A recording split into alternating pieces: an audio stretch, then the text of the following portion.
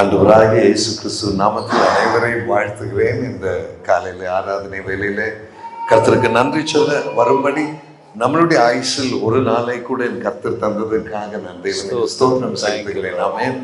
ஒருமித்து தெய்வ பிரசன்னத்தில் வந்திருக்கவும் அவரை தொழுது கொள்ளவும் நம்மளுடைய ஒவ்வொருவருடைய வாழ்க்கையிலும் நம்ம காணும் பொழுது நாம் பிறந்து வளர்ந்து இன்றைக்கு நம்ம இருக்கிற இந்த வயசுல இந்த காலகட்டத்துல இந்த உலகத்தினுடைய பல காரியங்களோடும் கூட சம்பந்தப்பட்டு ஒருவேளை நம்மள படிப்புல நம்ம ஸ்கூல் காலேஜ் அது முடிச்சு வேலை செய்கிற இடம், திருமணம் நடக்கும் பொழுது இன்னொரு குடும்பத்தோடு இருக்கிற சம்பந்தம், நிறைய நண்பர்கள், நிறைய வேலை சம்பந்தமான காரியங்கள், ஊழிய சம்பந்தமான காரியங்கள், நிறைய பேரோடு நம்ம பழகுகிறோம். வாழ்க்கை என்பது நிறைய பழக்கங்கள் நிறைந்த ஒரு வாழ்க்கையாக, அநேகரை குறித்த அபிப்பிராயங்கள் நிறைந்த ஒரு வாழ்க்கையாக, அநேகரால் பாதிக்கப்பட்டு அநேகரிடம் நன்மைகள் பெற்று வித்தியாசமான அனுபவங்கள் நிறைந்த ஒன்று தான் வாழ்க்கை.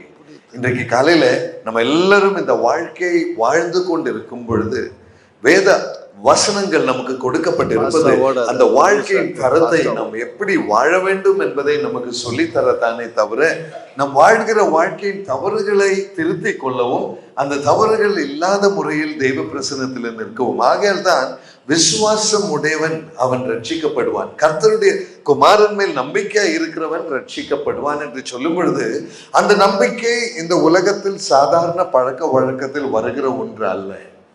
அப்படிப்பட்ட தெய்வீக கிருபையின் காரியங்கள் தேவனாக நம்மளுடைய வாழ்க்கையில் தரத்தான் இந்த வார்த்தைகளை நமக்கு தந்திருக்கிறார். ஒருவேளை கையில் வேதாகமம் இருக்கிறது, ஆராதிக்க சபை இருக்கிறது, வாழ்க்கையில் அனுபவங்கள் இருக்கிறது என்று சொன்னால் இந்த அனுபவங்கள் எல்லாம் நம்மை நடத்துகிறது இந்த வார்த்தையோடு ஒப்பிட்டு காணும் பொழுதுதான்.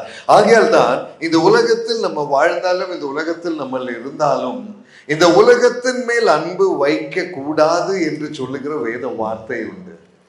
அது எப்படி முடியும் என்ற கேள்விதான் பெரிய கேள்வி. ஒருவேளை இன்னைக்கு சபை ஆராதனையின் மத்தியிலும் அதைத்தான் நாம் தியானிக்க போகிறோம். உலகத்தை நேசிக்க கூடாது என்று வேத வார்த்தை சொல்லுகிறது. ஏன் அது அப்படி சொல்லுகிறது? உலகத்தின் மேல் அன்பு வைக்காதேன்னு ஆண்டவருடைய வார்த்தை சொல்லுகிறது. ஆனால் நம்ம இருக்கிறது இந்த உலகத்தில் தானே, இருக்கிற பொருள் மனுஷர் இவர்கள் கிட்ட தானே பழகி கொண்டிருக்கிறோம். எப்படி அதன் மேல் அன்பு வராமல் ஒரு மனுஷனால வாழ முடியுமா? ஒரு வசனம் படிக்கலாமா? 1 யோவான் புதிய ஏற்பாடுல 1 ஜான் 1 யோவான் 5வது அதிகாரம் அதனுடைய 4வது வசனம். 1 John chapter 5 and verse number 4, 4வது வசனம். தேவனால் பிறப்பதெல்லாம், தேவனால் பிறந்ததெல்லாம் உலகத்தை ஜெயிக்கும், உலகத்தை ஜெயிக்கும். நம்முடைய விசுவாசமோ, நம்மளுடைய விசுவாசமே உலகத்தை ஜெயிக்கிற உலகத்தை ஜெயிக்கிற ஜெயம். அந்த முதல் லைன் பாத்தீங்களா? தேவனால் பிறப்பதெல்லாம் உலகத்தை ஜெயிக்கும். ஹல்லேலூயா. இந்த வார்த்தைக்காக நான் தேவனை ஸ்தோத்திரிக்கிறேன். ஒருவேளை நம்மளுடைய வேதாகமத்தில் இது இருக்கு, ஆனா நீங்க தேவனால் பிறந்தவர்கள், கர்த்தருக்குள் பிறந்தவர்கள் என்று சொன்னால் கண்டிப்பாக இந்த உலகத்தின் ஆசாபாசங்களை ஜெயிக்கிறவர்களாக நீங்க இருப்பீர்கள். நேற்று இரவலை நம்ம தியானித்த அந்த செய்தியில பார்த்தீங்கன்னா, ஜெயம் கொள்ளுகிறவன் எவனோ அவனுக்கு நான் வெண் வஸ்திரத்தை கொடுப்பேன். அப்படி என்றால் இந்த உலகத்தில் வாழ கர்த்தர் நமக்கு தந்திருக்கிற இந்த வாழ்க்கையே இந்த உலகத்தை ஜெயிக்க வேண்டும் என்பதற்காகத்தான் வாழ்க்கை கொடுக்கப்பட்டிருக்கிறது. ஆமென். இந்த உலகத்தில் ஒரு மனுஷனாய் ஒரு தாயின் கருவில் பிறப்பதற்கு கூட அது தேவனுடைய சித்தமாய் இருக்கிறது. ஆனால் வேதம் தெளிவாய் சொல்லுகிறது. சங்கீதம் 51 அதனுடைய 10வது வசனம் எடுக்கிறீங்களா? 51ஆம் சங்கீதம் அதனுடைய 5வது வசனம் பாஸ்டர். 51:5. நான் எப்படி உருவானேன்? துர்குணத்தில். அந்த வார்த்தை என்னைக்காச்சும் யோசிச்சு பார்த்திருக்கிறீங்களா? இதோ நான் துர்குணத்தில் உருவானேன். என் தாய் என்னை பாவத்திலே கர்ப்பம் தரித்தாள். என் தாய் என்னை பாவத்திலே கர்ப்பம் தரித்தாள். அந்த வசனத்தின் தெளிவு நம்ம கொஞ்சம் பார்க்கணும்.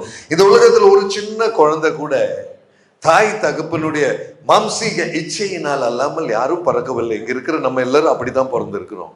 அதுதான் அந்த வசனத்தினுடைய தெளிவு. ஆகையால் பாருங்க, உலகத்தில் துர்குணத்தோட தான், இல்லை என்றால் என் தாய் என்னை பாவத்தில் தான் கர்ப்பம் தரித்தாள் என்று சொன்னால் பிறந்த மனுஷர் யாருமே நம்ம ஒரு பரிசுத்தத்தோட ஒரு உண்மையான தெளிவோடு நம்ம பிறக்கவில்லை. ஆகையால் தான் இந்த இடத்துல ஒரு சத்தியத்தை நான் ஆண்டவருடைய வார்த்தையிலிருந்து வெளிப்படுத்த விரும்புகிறேன். இயேசு கிறிஸ்து பிறந்த பொழுது மரியாள் எப்படி கர்ப்பவதி ஆனாள்? ஆமென். இந்த சத்தியத்தை தான் நீங்க புரிஞ்சுக்கணுங்க.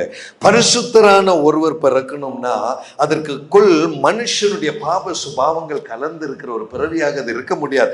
ஆகையால் தான் தேவதூதன் மரியாளுக்கு தரிசனமாய் சொன்னார், மரியாளே, உன்மேல் பரிசுத்தாவியானவர் நிழலிடுவாள், நீ கர்ப்பவதி ஆவாய்.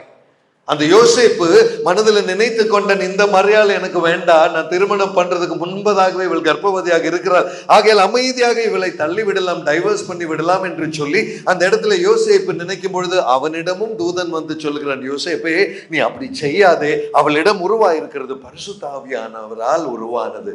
ஆகையால் நம்ம புரிந்து கொள்ள வேண்டிய ஒரு பெரிய வித்தியாசம் உண்டு. இயேசு கிறிஸ்துவின் பிறவிக்கும் நமது பிறவிக்கும் ரொம்ப வித்தியாசம் உண்டு என்பதை வேத வார்த்தையின் தெளிவு. அப்படிப்பட்ட நாம் மறுபிறவி அடையாமல் தேவ பிரசன்னத்தின் நிறைவுகளை காண முடியாது, உலகத்தை ஜெயிக்க முடியாது.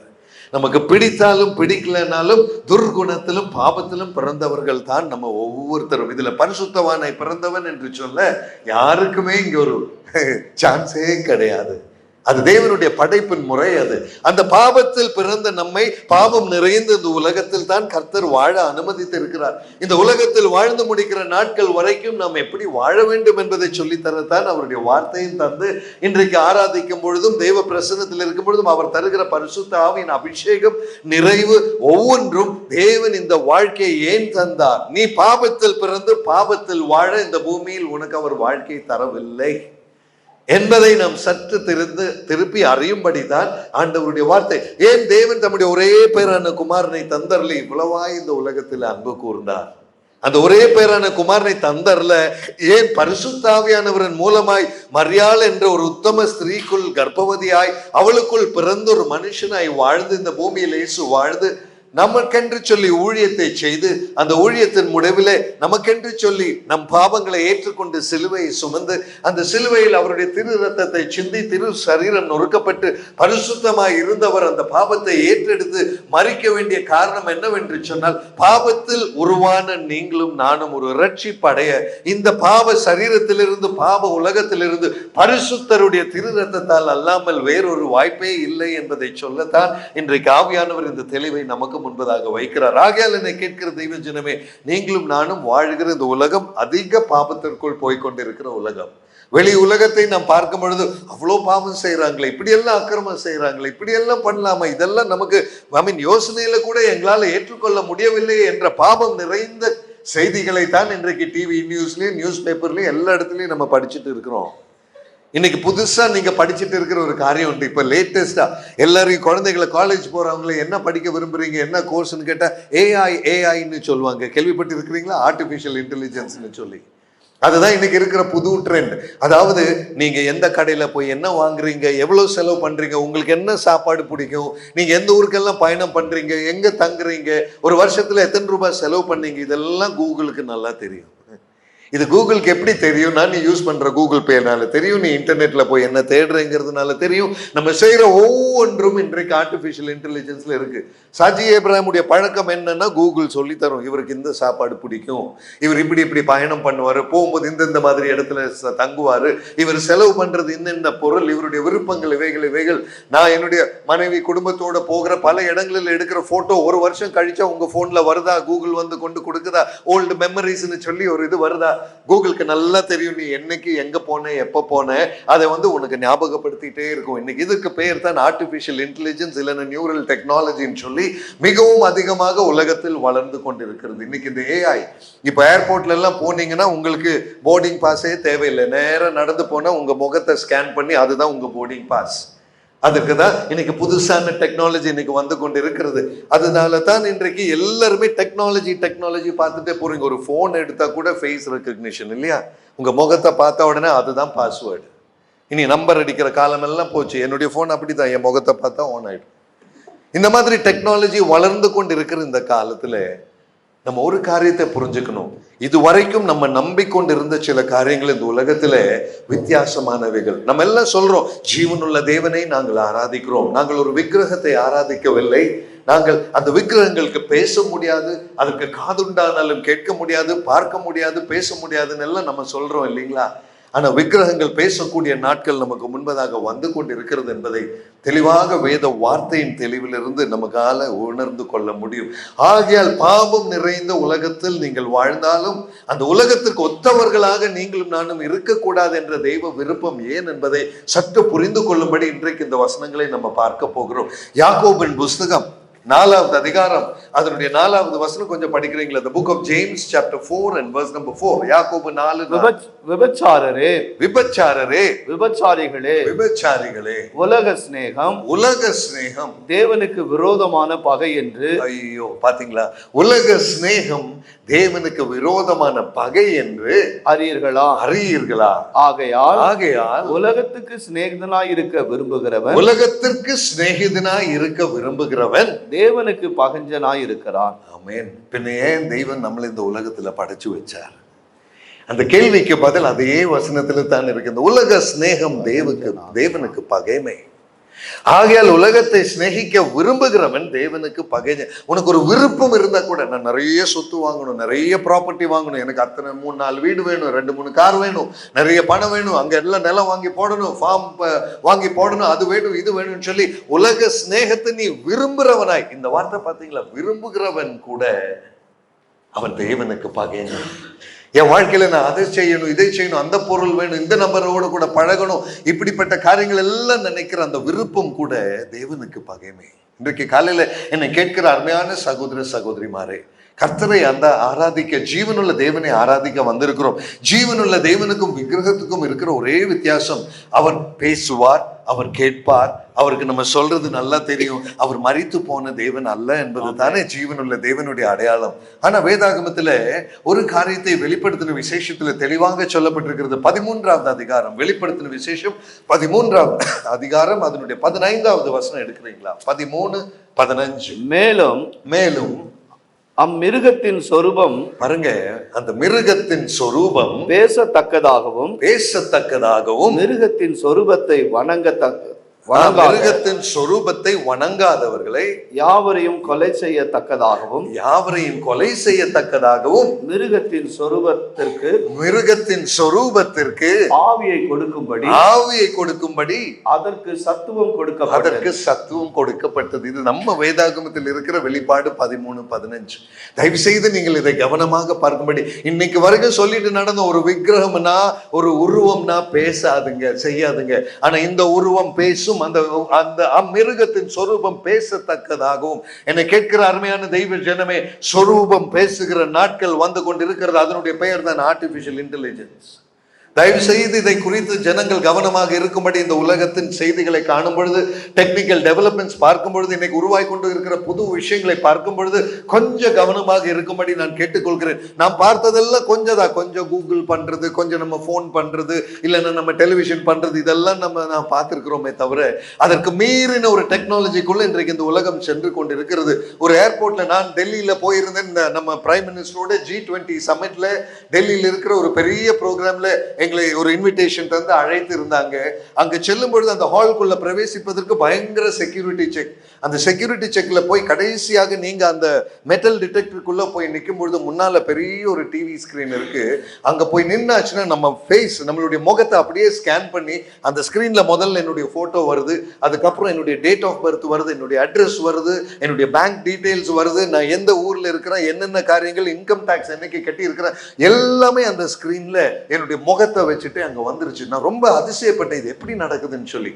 எனக்கு பின்னால் எங்க கம்பெனியில் இருந்தவங்க, வெளிநாட்டில் இருந்தவங்க, யார் யார் வந்தாங்களோ அத்தனை பேருடைய ஹிஸ்டரியும் அங்க ஒரு 5 நிமிஷம் நின்னீங்கன்னா இவர் யாருன்னு நமக்கு புரிஞ்சு போயிடும். அந்த அளவுக்கு இன்னைக்கு டெக்னாலஜி வளர்ந்துருக்கு. வேற எந்த டாக்குமெண்ட் வேண்டாம், உன்னுடைய முகம் ஒன்றே போதும், நீ யார் என்று காண்பித்து கொடுக்க. கவர்மெண்ட் ஆஃப் இந்தியா கையில அவ்வளவு டேட்டா இன்னைக்கு இருக்கிறது என்பதை அந்த பொசிஷன்ல நிற்கும் போது தான் நான் உணர்ந்தேன். அதை தாண்டி நாம் போய்கொண்டு இருக்க வேண்டும். ஒவ்வொருத்தர் தாண்டி போக போக அந்த ஸ்கிரீன்ல என்ன வருதோ அது அப்படியே கம்ப்யூட்டர்ல டவுன்லோட் ஆகுறது. அதற்கு அர்த்தம் என்னன்னா, இந்த நாள்ல இந்த மீட்டிங்ல இந்த நபர் வந்தார், இந்த நபருடைய பேக்ரவுண்ட் இது, இவர் படிச்ச காலேஜ் இது, இவர் படிச்ச கோர்ஸ் இது, இவர் இப்ப இங்க வேலை செய்து கொண்டு இருக்கிறார், இவருக்கு சம்பளம் இவ்வளவு, இவர் இன்கம் டாக்ஸ் இவ்வளவு கெட்டுறார், இவர் இந்த ஊர்ல இருந்து வந்திருக்கிறார், இவருடைய மனைவி யாரு, குழந்தை யாரு, எல்லாமே வருது. என்னுடைய போட்டோவும் வருது. என கேட்கிற தெய்வ ஜனமே, ஆர்டிபிஷியல் இன்டெலிஜென்ஸுடைய வளர்ச்சியை நம்ம சற்று புரிந்தவர்களாக இந்த உலகத்தில் வாழ ஒரு கடமை நமக்கு உண்டு என்பதற்காக தேவாதி தேவன் இதை நமக்கு வெளிப்படுத்துகிறார். ஆகையால் உலகத்தை சிநேகிக்கிறவன் அவன் தேவனுக்கு பகைஞன். என கேட்கிற அருமையான தெய்வ ஜனமே, அதே வெளிப்பாடு 13வது அதிகாரத்தின் 8வது 9வது வசனம் கொஞ்சம் படிக்கிறீங்களா பாஸ்டர்? வெளிப்பாடு 13, 8, 9 வசனங்கள். உலக தோற்றம் முதல் அடிக்கப்பட்ட ஆட்டுக்குட்டியினுடைய தேவனுடைய ஜீவ புஸ்தகத்தில் பேர் எழுதப்பட்டிராத, பெயர் கவனமா நீங்க பார்க்கணும், பெயர் இல்லாத, பெயர் எழுதப்பட்டு இல்லாதவர்கள் பூமியின் குடிகள் யாவரும் அதை வணங்குவார்கள். எதை? அந்த மிருகத்தின் சொரூபத்தை வணங்குவார்கள். என்ன கேட்கிற தெய்வ ஜனமே, கொஞ்சம் முன்னால தான் நம்ம படிச்சோம், அந்த மிருகத்திற்கு பேச மட்டுமல்ல, சொரூபத்திற்கு பேச மட்டுமல்ல, அதை வணங்காதவர்களை கொல்வதற்கும் அதற்கு திராணி உண்டு. அப்படித்தானே பாஸ்டர்? அதை திரும்பி படிக்கிறீங்களா? 15வது வசனம் ஸ்கிரீன்ல இது அப்படியே இருக்கட்டும், 15 ஒரு முறை கூட திருப்பி படிங்க. மேலும் மிருகத்தின் சொரூபம், அந்த மிருகத்தின் சொரூபம் பேசத்தக்கதாகவும் மிருகத்தின் சொரூபத்தை வணங்காத யாவரையும் கொலை செய்யத்தக்கதாக மிருகத்தின் சொரூபத்திற்கு ஆவியை கொடுக்கும்படி அதற்கு சத்துவம் கொடுக்கப்பட்டது. அப்படின்னா நீங்களும் நானும் புரிஞ்சுக்கணுங்க, நம்ம உயிருள்ள மனுஷரா இருக்கிறோம், உயிர் இல்லாத ஒரு சொரூபத்தை நீங்களும் நானும் வணங்கலைன்னா அந்த சொரூபம் என்ன கொல்ல முடியும்? இதுதான் இன்னைக்கு வந்து கொண்டிருக்கிற டெக்னாலஜி. அது எப்படி கொலை செய்யும்னு பாத்தீங்கன்னா, அந்த சொரூபத்திற்குள்ள நியூக்ளியர் ரேடியேஷனுக்கான சில காரியங்களை பொருத்துகிறார்கள். ஒவ்வொரு நாளும் காலையில போய் அந்த சொரூபத்தை வணங்க வேண்டும். வணங்கவில்லை என்றால் உங்களால பேங்க் அக்கவுண்ட் ஆபரேட் பண்ண முடியாது. அதை வணங்கவில்லை என்றால் அங்க அட்டெண்டன்ஸ் போடலன்னா நீங்க வந்து சாப்பிட முடியாது, பொருள் வாங்க முடியாது, அதனுடைய முத்திரை வேணும். அதனாலதான் வெளிப்படுத்தின விசேஷத்தில் மிருகத்தின் முத்திரை நெற்றிகளிலோ தங்களுடைய வலது கையிலோ தரித்து இருப்பார்கள். அதனுடைய எண்ணிக்கை 666 என்பதெல்லாம் நம்ம படிக்கிற காரியங்கள். அந்த மிருகத்தின் சொரூபம் உங்களை கொல்லும். அப்படின்னா நீங்களும் நான் இந்தியாவில் இருக்கிறோம், மிருகம் இருக்க போகிறது வேற ராஜ்யத்துல. ஆனா இருக்கிற அத்தனை தேசங்களிலும் ஜனங்கள் அந்த மிருகத்தின் சொரூபத்தை வணங்க வேண்டும். உங்கள் வீட்டில் அந்த சொரூபத்தை வைக்க வேண்டும். அதை அதிகாலையில ஒவ்வொருத்தரும் போய் வணங்கவில்லை என்றால் உன்னை அது கொன்றுவிடும். வணங்காதவனுக்கு இந்த பூமியில் வாழ வாய்ப்பு இல்லவே இல்லை. தயவு செய்து இதை நம்ம கொஞ்சம் புரிஞ்சுக்கணும். ஆகையால் தான் வெளிப்படுத்தின விசேஷம் பயப்படுத்துகிற புஸ்தகம் என்பது அல்ல, அப்படிப்பட்ட காலம் வரப்போகிறது என்பதை முன்குறித்தே இந்த வேதாகமத்தில் என் தேவாதி தேவன் நாம் புரிந்து கொள்ளும்படி இதை எழுதி தந்திருக்கிறார். ஆகையால் அந்த சொரூபத்தையும் மிருகத்தையும் பார்க்கும் பொழுது அதிர்ச்சி அடைய தேவையில்லை. இதை அறிந்தவர்களாய் தெய்வ ஜனம் வாழ வேண்டும் என்பது தெய்வீக திட்டம். கரங்களை உயர்த்தி அந்த தேவனுடைய அன்புக்கு நன்றி சொல்லலாமா? ஹல்லேலூயா. இது கர்த்தர் நமக்கு தருகிற எச்சரிக்கை, கர்த்தர் நம்மை நடத்துகிற பாதைகள். தம்முடைய குழந்தைகள் இதை அறிந்து வாழ வேண்டும் என்பதற்காக தேவன் இந்த வார்த்தைகளை நமக்கென்று சொல்லி தந்திருக்கிறார். ஆகையால் உலகத்தையோ அதன் காரியங்களையோ சிநேகிக்கிறவன் நீ தேவனுக்கு பகைஞனாய் காணப்படுவாய். இப்ப திருப்பி இந்த வசனத்திற்கு வந்துடலைக்குமா? ஆட்டுக்குட்டியானவருடைய ஜீவ புஸ்தகத்தில் பெயர் எழுதப்படாதவர்கள் பூமியின் குடிகள் யாவரும் அந்த மிருகத்தின் சொரூபத்தை வணங்குவார்கள். அப்படின்னா நீங்களும் நானும் அதை வணங்காமல் இருக்கணும்னா என்ன செய்யணும்? நம்ம பெயர் ஜீவ புஸ்தகத்தில் இருந்தால் மட்டும்தான் அதை வணங்காமல் இருக்க முடியும். இன்றைக்கு காலையில் என்ன கேட்கிற தெய்வ ஜனமே, ஜீவ புஸ்தகத்தில் பெயர் இல்லை என்றால் அறிந்தோ அறியாமலோ இந்த எப்படியாவது வாழணுமே, என் குழந்தை குட்டிகளை நான் காத்துக்கொள்ளணுமே, என் வேலை நான் செய்யணுமே, சம்பளம் நான் வாங்கணுமேங்கிறதுக்காக அந்த சொரூபத்தை வணங்கக்கூடிய நிர்பந்தத்துக்குள் தள்ளப்படுகிற ஒரு காலகட்டம் வரும். நமக்கு எல்லாம் தெரியும், ஆதார் கார்டு வந்த போது நிறைய பேர் தயங்கணும், வேற வழியே இல்லைன்னு தெரிஞ்சு போய் எடுத்தவங்க நம்ம நிறைய பேர் இருக்கிறோம். அது முதல் படி. அடுத்த படி, அடுத்த ரெஜிஸ்ட்ரேஷன் வரும், 3வது வரும், 4வது வரும், கடைசியில் அது உன்னை வணங்க வைக்கும். என்னை கேட்கிற தெய்வ ஜனமே, இதை பற்றி சற்று எச்சரிக்கையாக இந்த கடைசி காலத்தில் இருக்கும்படி, இந்த உலக சிநேகத்திற்குள் விழுந்து விடாதபடி. ஆகையால் தான் இயேசு கிறிஸ்து இப்படிப்பட்ட பாவத்தில், இந்த பாவம் நிறைந்த இப்படிப்பட்ட உலகத்தில் நாம் வாழ்வோம் என்று தெரிந்து ஒரு பரிசுத்த ஆவியினால் உருவாக்கப்பட்ட ஒரு இயேசு நமக்காக பிறந்தார். ஹல்லேலூயா. இந்த பாக்கியம் வேற யாருக்கும் இல்லைங்க. அவரை அறிந்தவர்கள், அவர் மேல் நம்பிக்கையா இருக்கிறவர்களுக்கு மாத்திரம் கிடைக்கிற ஒரு ரட்சிப்பு. நீ இந்த உலகத்தினுடையவன் அல்ல, உலகத்தின் பிரகாரம் வாழ வேண்டியவனும் அல்ல. கர்த்தர் உன்மேல் வைத்திருக்கிற திட்டங்கள் அதற்கு மேலானவைகள். ஆகையால் நீ உலகத்தை ஜெயிக்கிறவனாக நீ இருக்கும்படி அவருடைய ஆவியானவர் உனக்கு உதவுவார்.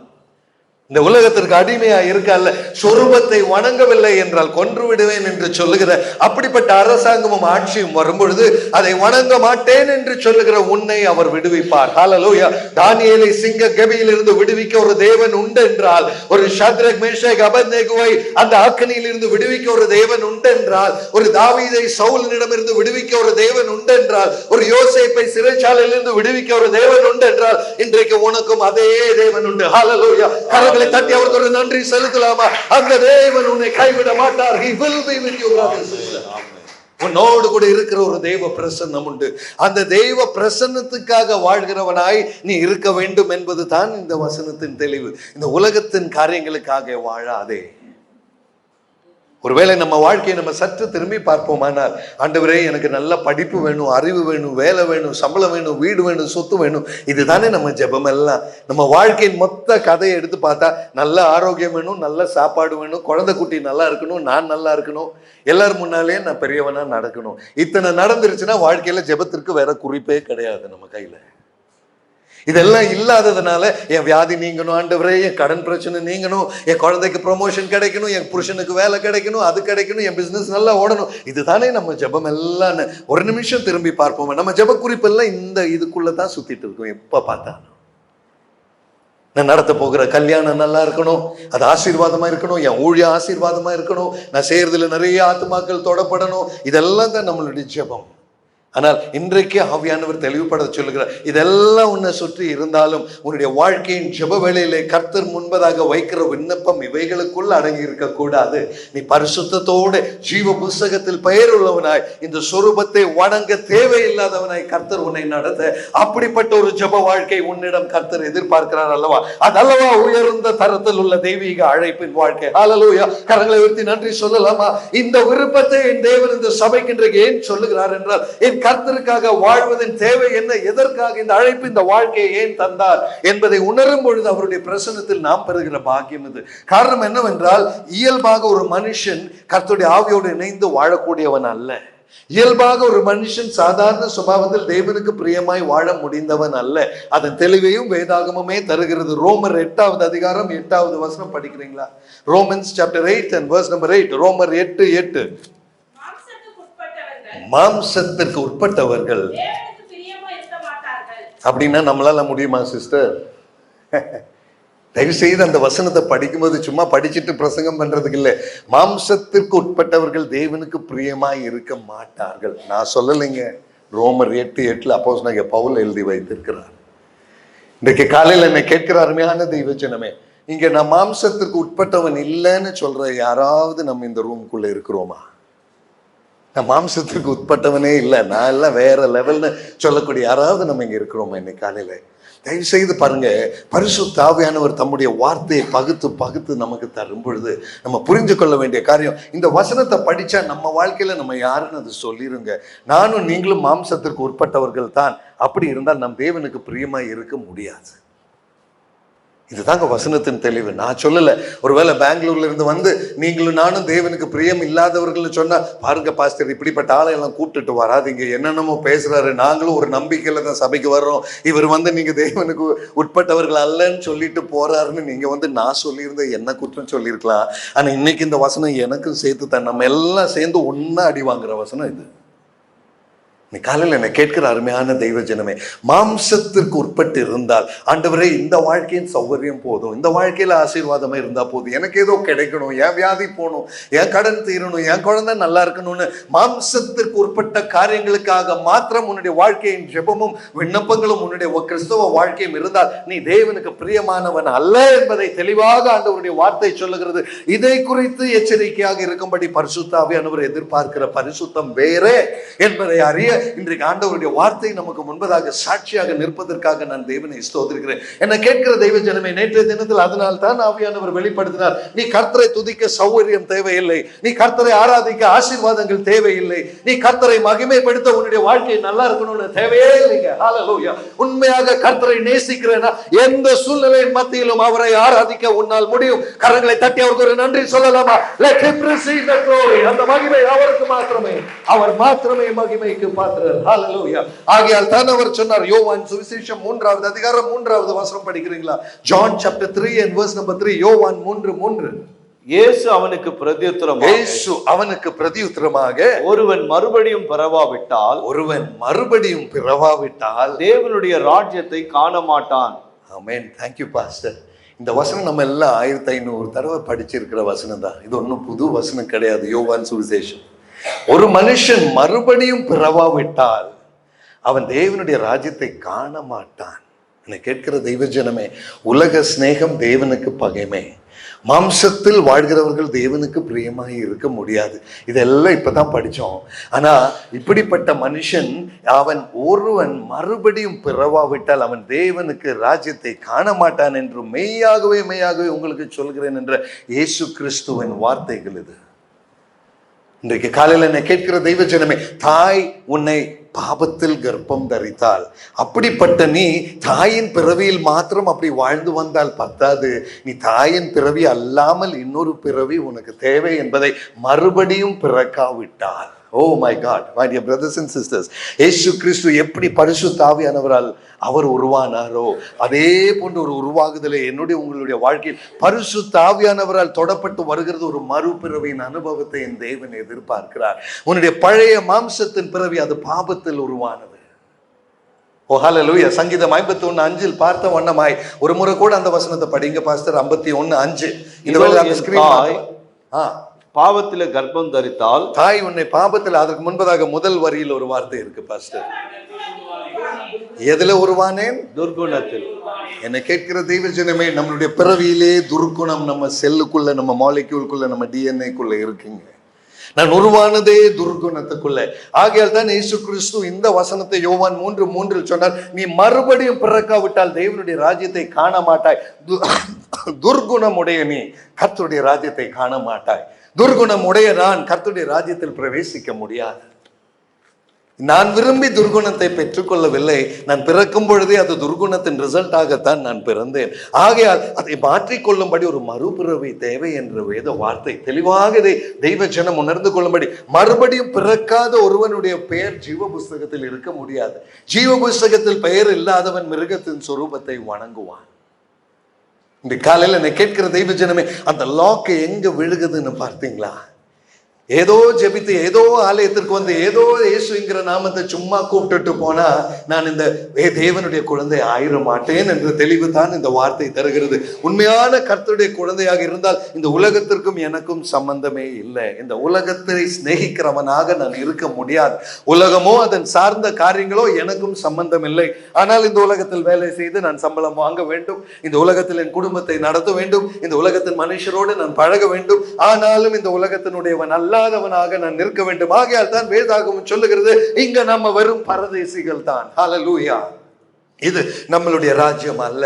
நமக்கு வர வேண்டிய நித்தியதையின் ராஜ்யத்திற்கு என்று சொல்லி நம்மை உருவாக்க மட்டும்தான் இந்த உலகத்தின் நாட்களை தேவன் வாழ்க்கை என்று நம்ம அழைக்கிற இந்த வாழ்க்கையை கர்த்தர் நமக்கு தந்திருக்கிறார். ஸ்தோத்திரம். ஒரு வசனம் கூட படிக்கிறீங்களா? 1 கொரிந்தியர் 15வது அதிகாரத்தின் 57வது வசனம்.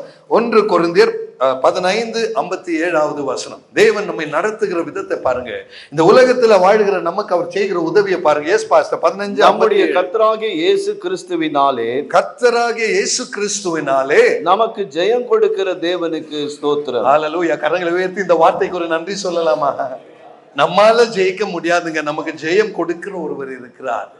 வெளிப்படுத்தின விசேஷத்தில் சொன்னார், ஜெயம் கொள்ளுகிறவன் எவனோ அவனுக்கு நான் வெண்வஸ்திரத்தை கொடுப்பேன். உன்னை ஜெயம் கொள்ளுகிறவனாக ஆக்கிற ஜெயத்தை கொடுக்கிற இயேசு கிறிஸ்துவினால், அவரால் மாத்திரம் தாங்க இந்த ஜெயம் நம்ம வாழ்க்கையில வர முடியும். இன்றைக்கு காலையில என்னை கேட்கிற அருமையான தெய்வ ஜனமே, அவர் தராமல் ஒரு ஜெயம் நம்ம வாழ்க்கையில இல்லைங்க. அவர் தராமல் நம்ம ஜெயிக்கவும் முடியாதுங்க. அவர் தராமல் ஒரு பரிசுத்தவானாய் மாற முடியாதுங்க. அவர் தராமல் ஒரு மறுபிறப்பு இல்லைங்க. அவர் அனுமதிக்காமல் உன் தாயின் கர்ப்பத்தில் நீ தரிக்கப்படவில்லைங்க. ஆகையால் தான் தெளிவாக வேத வார்த்தை சொல்லுகிறது. 139வது சங்கீதம் 16வது வசனம் பாஸ்டர். 139:16. உன் தாயின் கருவில் நீ உருவாகும் பொழுது அவர் எவ்வளவு கவனமாய் உன்னை கவனித்தார் என்பதை அங்க கொஞ்சம் பாக்குறீங்களா? 139:16வது வசனம். என் கருவை உம்முடைய கண்கள் கண்டது. ஒரே நிமிஷம் அந்த முதல் லைன் அப்படியே நிக்கிறீங்களா? என் கருவை உம்முடைய கண்கள் கண்டது. அப்படின்னா கொஞ்சம் முன்னால் 51:5 சங்கீதம் படிச்சோமே, நீ அக்கிரமத்திலையும் அநீதியிலையும் பிறந்தவன், பாவத்தில் உன் தாய் உன்னை கர்ப்பம் தரித்தால், அந்த தாயின் கர்ப்பத்தில் நீ இருக்கும் பொழுதே உன் கருவை அவருடைய கண்கள் கண்டது. அதற்கு அடுத்த லைன் பாருங்களே, என் அவயவங்களில் ஒன்றாகிலும் இல்லாதிருந்த பொழுதே அவைகள் அனுபவித்தும் அவைகள் உருவேற்படும் நாட்களையும் கூட உங்களுடைய புஸ்தகத்தில் எழுதினீரே. அப்படின்னா ஒரு நிமிஷம் கொஞ்சம் திரும்பி பார்ப்பீங்களா சகோதரி? ஷாஜி ஏப்ராஹிம் தன்னுடைய அம்மாவின் வயிற்றில் ஒரு கருவாய் இருக்கும்போது அவர் கண்டார். இவன் பிறக்கும்போது பாபியா தான் பிறப்பேன்னு அவருக்கு நல்லா தெரியும். இவன் அக்கிரமத்திலும் பாவத்திலும் தான் பிறப்பான்னு தெரியும். என்னுடைய கை வர்றது, கால் வர்றது, காது வர்றது, மூக்கு வர்றதுன்னு சொல்லி ஒவ்வொன்றையும் அவைகள் உருவேற்படும் நாளையும் எல்லாத்தையும் அவர் தம்முடைய புஸ்தகத்தில் எழுதி எழுதி இந்த பையன் ஒரு நாள் என் குழந்தையா மாறணும், இந்த பையன் இவனுடைய கை எனக்கு வேணும், இவனுடைய கால் எனக்கு வேணும், இவன் இந்த உலகத்திற்கு ஒத்தவனா வாழ்ந்துடக்கூடாது, இவனுடைய இருதயம் என்னை நம்புகிறதா இருக்கணும், இவனுடைய வாழ்க்கையில் நான் என்னுடைய பரிசுத்தாவியானவரை அனுப்பி என்னுடைய ஒரு ஆலயமாக இந்த சரீரம் இருக்கணும்னு சொல்லி அவருடைய புஸ்தகத்தில் ஒவ்வொரு உறுப்புகளும் உருவானதை எழுதி கொண்டே வைத்திருந்தாரே. அந்த அப்பாவின் அன்பு, நீங்க ஒவ்வொருத்தரும் பிறக்கும் பொழுதே இவ்வளவு அன்பை காண்பித்த அந்த அப்பாவுக்கு ஒரு கரங்களை தட்டி நன்றி சொல்லிடலாமா? ஹல்லேலூயா. What a wonderful loving God we serve. Amen. என்னை கேட்கிற அருமையான தெய்வ ஜனம், இன்றைக்கு இந்த வார்த்தைகள் நம்ம காதுல விழுகுதுன்னா அது அவர் தந்த காது அல்லவா? ஸ்தோத்திரம். அவர் புஸ்தகத்தில் எழுதி வைத்திருந்த காதின் கேள்வி அல்லவா? இன்னைக்கு பார்க்க முடியுதுன்னு அவர் தந்த பார்வை அல்லவா? பேச முடியுதுன்னு அவர் தந்த பேச்சின் திறமை அல்லவா? யோசிக்க முடியுதுன்னு அவர் தந்த மூளை அல்லவா? இருதயத்தின் ஃபீலிங்ஸ் அவர் தந்தது அல்லவா? இதை தந்தவர் சொல்லுகிறார், மகனே மகளே, இந்த உலகத்திற்கு ஒத்தவனாய் வாழ நான் இந்த உறுப்புகள் எதையுமே உனக்கு நான் தரலப்பா. நீ இந்த உலகத்தினுடையவன் அல்ல, நீ என்னுடையவன். ஹல்லேலூயா. கரங்களை உயர்த்தி நன்றி சொல்லுமா? அப்பா, நான் உம்முடையவன் என்று நீங்க நம்புறீங்கப்பா, ஆனா நீங்க நம்புறதுக்கு உண்மையா நான் இல்லப்பா, என்ன மன்னிங்கப்பா. ஸ்தோத்திரம். என் கண்கள் இந்த பாவத்திற்காக விழுகுது ஆண்டவரே, என் கை பாவம் செய்ய துடிக்குது ஆண்டவரே, என் கால்கள் பாவத்திற்கு நேராக ஓடுகிறதப்பா. இந்த உலகத்தில் பார்ப்பது பொய் சொல்றது சுலபமா சொல்றதுக்கு என் நாவு வருதப்பா. தயவு செய்து என்ன மன்னிங்கப்பா. நீங்க இந்த உறுப்புகளை உங்க புஸ்தகத்துல எழுதி வச்சீங்களே, நீங்க என்னமோ பண்ணிட்டு போங்கன்னு சொல்லி நான் என் வழிக்கு வாழ்ந்தேன்னா அதை உணரும் பொழுது உம்மிடத்தில் மன்னிப்பு கேட்கிறேன்னு சொல்லி ஒவ்வொருத்தரும் தெய்வ பிரசன்னத்தில் நம்மை தாழ்த்துவோமா? இந்த சரீரத்தின் உறுப்புகளை வைத்துக் கொண்டு அறியாமல் நான் செய்த தவறுகளை மன்னிங்கப்பான்னு கேட்போமா? தயவு செய்து என்னை கேட்கிற தெய்வ ஜனமே, இது அல்லவா நீ அவருக்கு கொடுக்கத்தக்க உகந்த காணிக்கை? ஹல்லேலூயா. என்னுடைய சரீரத்தின் அவயவங்களை அவருக்கென்று கொடுப்பதை விட ஒரு காணிக்கை வேறு இல்லையே. இன்றைக்கு காலையில் என்னை கேட்கிற சபையே, இதுதான் பரிசுத்த ஆவியானவருக்குள் வாழ்வதன் தெளிவு என்று சொல்வது. ஆகையால் தான் ரோமர் 8:8 மீண்டும் அந்த வசனத்தை நம்ம படிப்போம். ரோமர் 8வது அதிகாரம் 8வது வசனம். எஸ் பாஸ்டர், படிச்சிருங்க. ரோமர் 8:8. மாம்சத்திற்கு உட்பட்டவர்கள் தேவனுக்கு பிரியமாய் இருக்க மாட்டார்கள். அடுத்த வசனம் படிங்க. தேவனுடைய ஆவி உங்களில் வாசமாய் இருந்தால், கண்டிஷன் தான், இருக்குன்னு சொல்லல. தேவனுடைய ஆவி உங்களுக்குள் வாசமாய் இருந்தால் நீங்கள் மாம்சத்திற்கு உட்பட்டவர்களாய் இராமல். ஹல்லேலூயா. தயவு செய்து இந்த வசனத்தை படிக்கும்போது புரியுதுங்களா?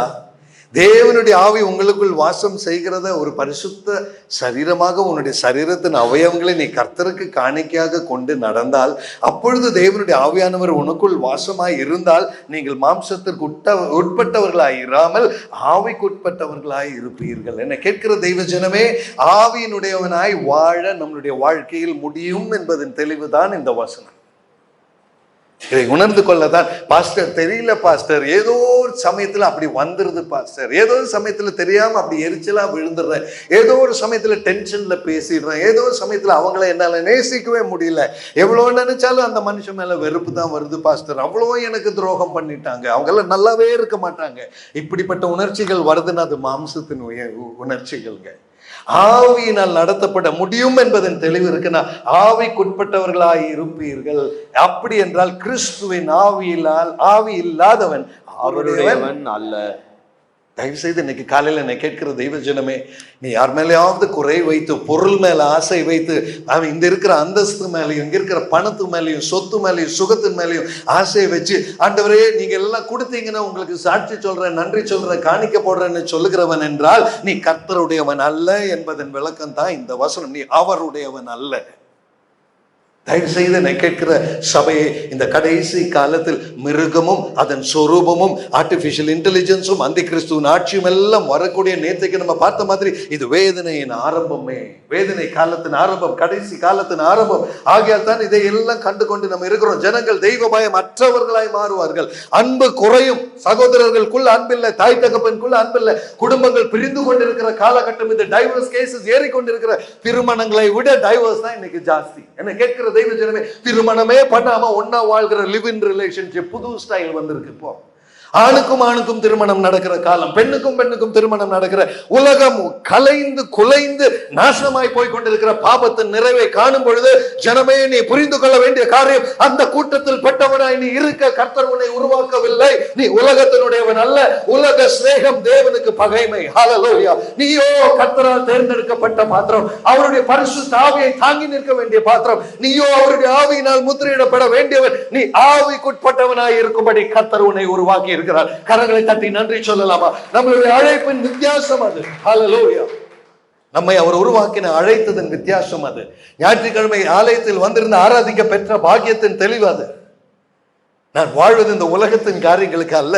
நான் வாழ்வது உம்மை அறிந்து நீர் எதிர்பார்க்கிற விதமாய் என் ஆவி ஆத்தும சரீரத்தை ஒப்புக் கொடுத்து உமக்கென்று சொல்லி வாழத்தான் இந்த வாழ்க்கை என்பதை உம்முடைய வார்த்தை எனக்கு சொல்லுகிறதப்பா.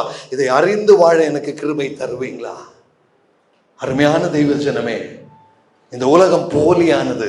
அதற்கும் 2 எக்ஸாம்பிள் நான் பைபிள்ல இருந்தே உங்களுக்கு நான் காமிக்கிறேங்க. இயேசு கிறிஸ்து சிலுவையில் அறையப்பட்டு அவர் காயப்பட்டார் இல்லைங்களா? அவருடைய கைகளில் காயம் ஆணிப்பழுது இருந்தது, அவருடைய கால்களில் காயம், விலாவில் குத்தப்பட்டார், தலையில முழுக்கிடத்தை வைத்தார். அப்படி என்றால் இந்த உலகத்துல காயம் அடைந்த காயப்பட்ட தெய்வம் வேற யாராவது இருக்கிறாங்களா? இல்லவே இல்லை தானே. காயம் அடைந்த தெய்வம் வேற யாருமே இல்லை. மரணத்திலிருந்து உயிர் தெழுந்த தெய்வம் வேற யாருமே இல்லை. ஆனா வெளிப்படுத்தின விசேஷத்துல கொஞ்சம் பாக்குறீங்களா பாஸ்டர்? 13வது அதிகாரம் அதனுடைய 2வது வசனம் 3வது வசனம் கொஞ்சம் படிக்கிறீங்களா? வெளிப்பாடு 2 13வது அதிகாரம் 2, 3 வசனங்கள். நான் கண்ட மிருகம், தயவா நீங்க மெதுவா படிங்க. நான் கண்ட மிருகம் சிறுத்தையை போல் இருந்தது. சிறுத்தையை போல இருந்தது. அதன் கால்கள் கரடியின் கால்கள் போலவும், கரடியின் கால்களை போலவும், அதன் வாய் சிங்கத்தின் வாயை போலவும் இருந்தன. வலு சர்ப்பமானது தன் பலத்தையும் தன் சிங்காசனத்தையும் மிகுந்த அதிகாரத்தையும் அதற்கு கொடுத்து, இப்போ இந்த மிருகத்தினுடைய ஒரு படம் பார்த்துட்டீங்க. கால் ஒண்ணு மாதிரி இருக்கும், வாய் ஒண்ணு மாதிரி இருக்கும், என்னென்னமோ புரியவே முடியாத ஒரு விஷயம். அடுத்த வசனம் வாங்க பாஸ்டர். அதன் தலைகளில் நின்று சாவுக்கு ஏதுவாய் காயப்பட்டிருக்க. கொஞ்சம் ஸ்லோவா. அதன் தலையில என்ன இருந்தது? சாவுக்கு ஏதுவாய் காயப்பட்டிருக்க கண்டேன். ஆனாலும் சாவுக்கு ஏதுவான அந்த காயம் சொஸ்தமாக்கப்பட்டது. பாத்தீங்களா? என்னை கேட்கிற தெய்வ ஜனமே, சிலுவையில் காயப்பட்ட தெய்வம் இயேசு கிறிஸ்து மட்டும்தான். ஆனா அந்தி கிறிஸ்துவின் ஆட்சியில் சாவுக்கேதுவான காயத்திலிருந்து ஒரு காய்ந்த காயத்தோட இயேசுவை போன்ற வேஷம் இடுகிற சிலதெல்லாம் எழும்ப போகிறது என்பதன் தெளிவு. தயவு செய்து சபையின் மக்களின் தெளிவுக்காக இதை நான் சொல்கிறேன். அந்த காயம் தாங்க அங்க முக்கியமா சொல்லப்பட்டிருக்கு. சாவுக்கேதுவான ஒரு காயம் இருந்தது. அந்த காயத்திலிருந்து அவன் சொஸ்தமாக்கப்பட்டு பூமியில் இருக்கிற யாவருக்கும் அவன் எப்படி இருந்தான்? அவர்கள் எல்லாம் ஆச்சரியத்தோடு அவனை கண்டார்கள். அப்படின்னு என்னை கேட்கிற தெய்வ ஜனமே, சபையின் ஜனமே, நீங்களும் நானும் இதே ஆச்சரியத்துல போய் அதை பார்க்க போறோம். அதுதான் நடக்க போகுது. நீ இப்படிப்பட்ட ஒரு காரியம் நிறைவேற போகிறது இந்த உலகத்துல. பெரிய காயமடைந்த ஒன்று, அந்த காயமெல்லாம் சரியாய் அது இப்ப சரியாச்சு அப்படின்னா இயேசுவுக்கும் அதுக்கும் வித்தியாசமே இல்லைன்னு அர்த்தம். அதுதான் வெளிப்படுத்தின விசேஷம் 13வது அதிகாரம். என்னை கேட்கிற தெய்வ ஜனமே, வசனத்தை படிச்சிருப்பீங்க. கடைசி காலத்தில் இதோ இயேசு அங்கே இருக்கிறார், இயேசு இங்க இருக்கிறார், அதிசயங்களை பிரமிக்கத்தக்க காரியங்களை காண்பீர்கள். இவைகள் எல்லாம் கண்டு போய் விழுந்து விடாதீர்கள். இந்த எந்த காயத்தினால் நம்ம என்ன சொல்றோம் ஜெபிக்கும் பொழுது? இயேசுவின் தழும்புகளால் சுகம் சொல்றோமோ இல்லையா? அப்பா உம்முடைய காயங்களில் இருக்கிற திரு ரத்தத்தால் என்னை கழுகுங்கன்னு சொல்றோமோ இல்லையா? எந்த காயம் எந்த ரத்தத்திற்காக நமக்கு ஜெயம் கொடுக்கப்பட்டதோ அதே வேஷத்தை சத்ருவானவன் தரிப்பான் என்பதை அறியாமல் தெய்வ ஜனம் இருக்கக்கூடாது என்பதற்காக கொடுக்கப்பட்ட வார்த்தை. கரங்களை உயர்த்தி அந்த அப்பாவுக்கு ஒரு நன்றி சொல்லலாமா? My dear brothers and sisters, ஒரு தெளிவில்லாதவனாய் ஒரு தெய்வ குழந்தை வாழக்கூடாது என்பதற்காக 1000 வருஷங்களுக்கு முன்பு நமக்காக கொடுக்கப்பட்ட வெளிப்படுத்தின விசேஷம். தயவு செய்து இதை அறிந்து நம் வாழ. அது மாத்திரமல்ல, இன்னொரு காரியத்தை உங்களுக்கு நான் காண்பிக்கிறேன். வெளிப்படுத்தின விசேஷத்துல நேற்று இரவு நம்ம படிச்சோம். வெளிப்பாடு 12வது அதிகாரம் அதனுடைய 6வது வசனம் படிங்க. வெளிப்பாடு 12:6. ஸ்திரீயானவள், அந்த வார்த்தையை கவனிச்சிருங்க. இது சபையை குறிப்பிடுகிறது, தேவனுடைய சபை என்ற ஸ்திரீ. படிங்க பிரதர். ஸ்திரீயானவள் வனாந்தரத்திற்கு ஓடி போனாள். ஸ்திரீயானவள் அதாவது சபையானது வனாந்தரத்துக்கு ஓடி போனது. அங்கே 1266 நாள் அளவும் அங்க 1264 அளவும் அவளை போஷிக்கவும் தேவனால் ஆயத்தப்படுத்தப்பட்ட இடம் அவளுக்கு உண்டாயிருந்தது. அவளுக்கு ஒரு இடம். அடுத்த வசனத்தை படிங்க. அவளுக்கு சிறகுகளை தேவன் கொடுத்தார். படிங்க.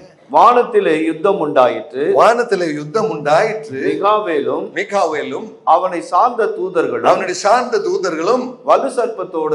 பாத்தீங்களா, இன்னைக்கு பரலோகத்தில் இருக்கிற தூதர்கள் இப்ப நம்ம படிச்ச அந்த மிருகத்தோட வலு சர்ப்பத்தோட நான் பேசின அந்த சொரூபத்தோட ஆர்டிபிஷியல் இன்டெலிஜென்ஸ்ல செயல்படுகிற அரசாங்கத்தோட யுத்தம் பண்ணினார்கள். ஆனால் நடந்தது என்ன? வலு சர்ப்பமும் அதை சார்ந்த தூதர்களும் யுத்தம் பண்ணியும் ஜெயம் கொள்ளவில்லை. ஹல்லேலூயா. கரங்களை உயர்த்தி நன்றி சொல்லலாமா?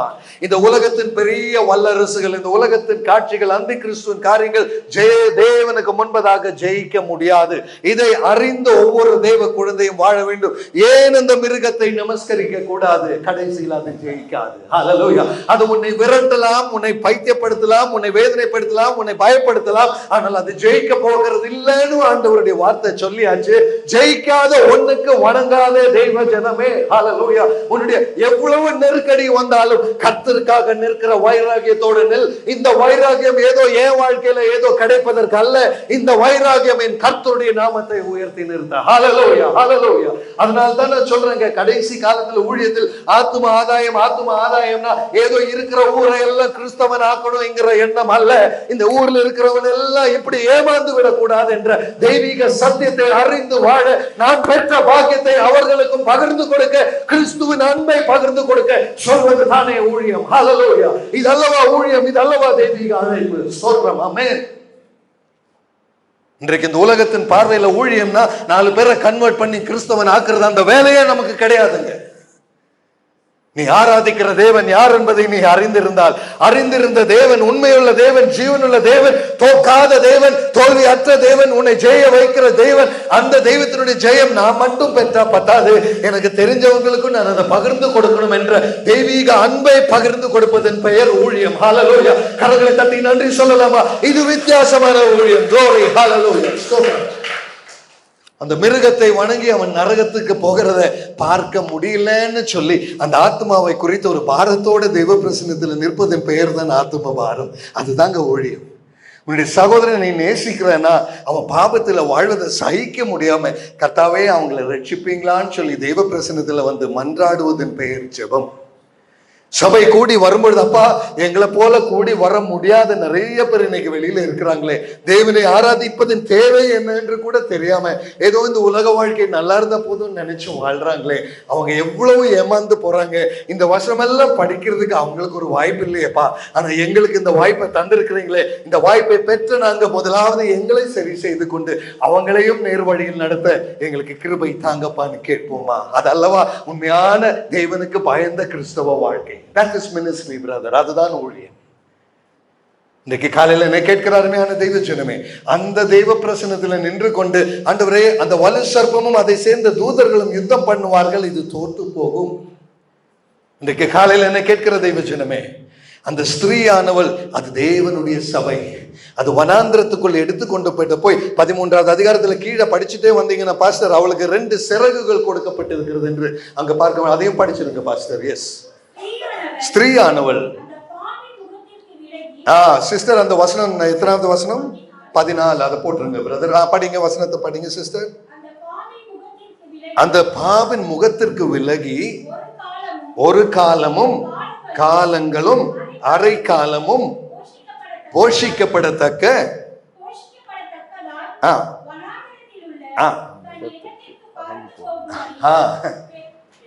படிக்கும் கழுகின் 2 சிறகுகள் அவளுக்கு கொடுக்கப்பட்டது. தட் மீன்ஸ் பாருங்க, காலம், காலங்கள், அரை காலம், 2 + 1 + அரை, 3½ என்ற அர்த்தம்.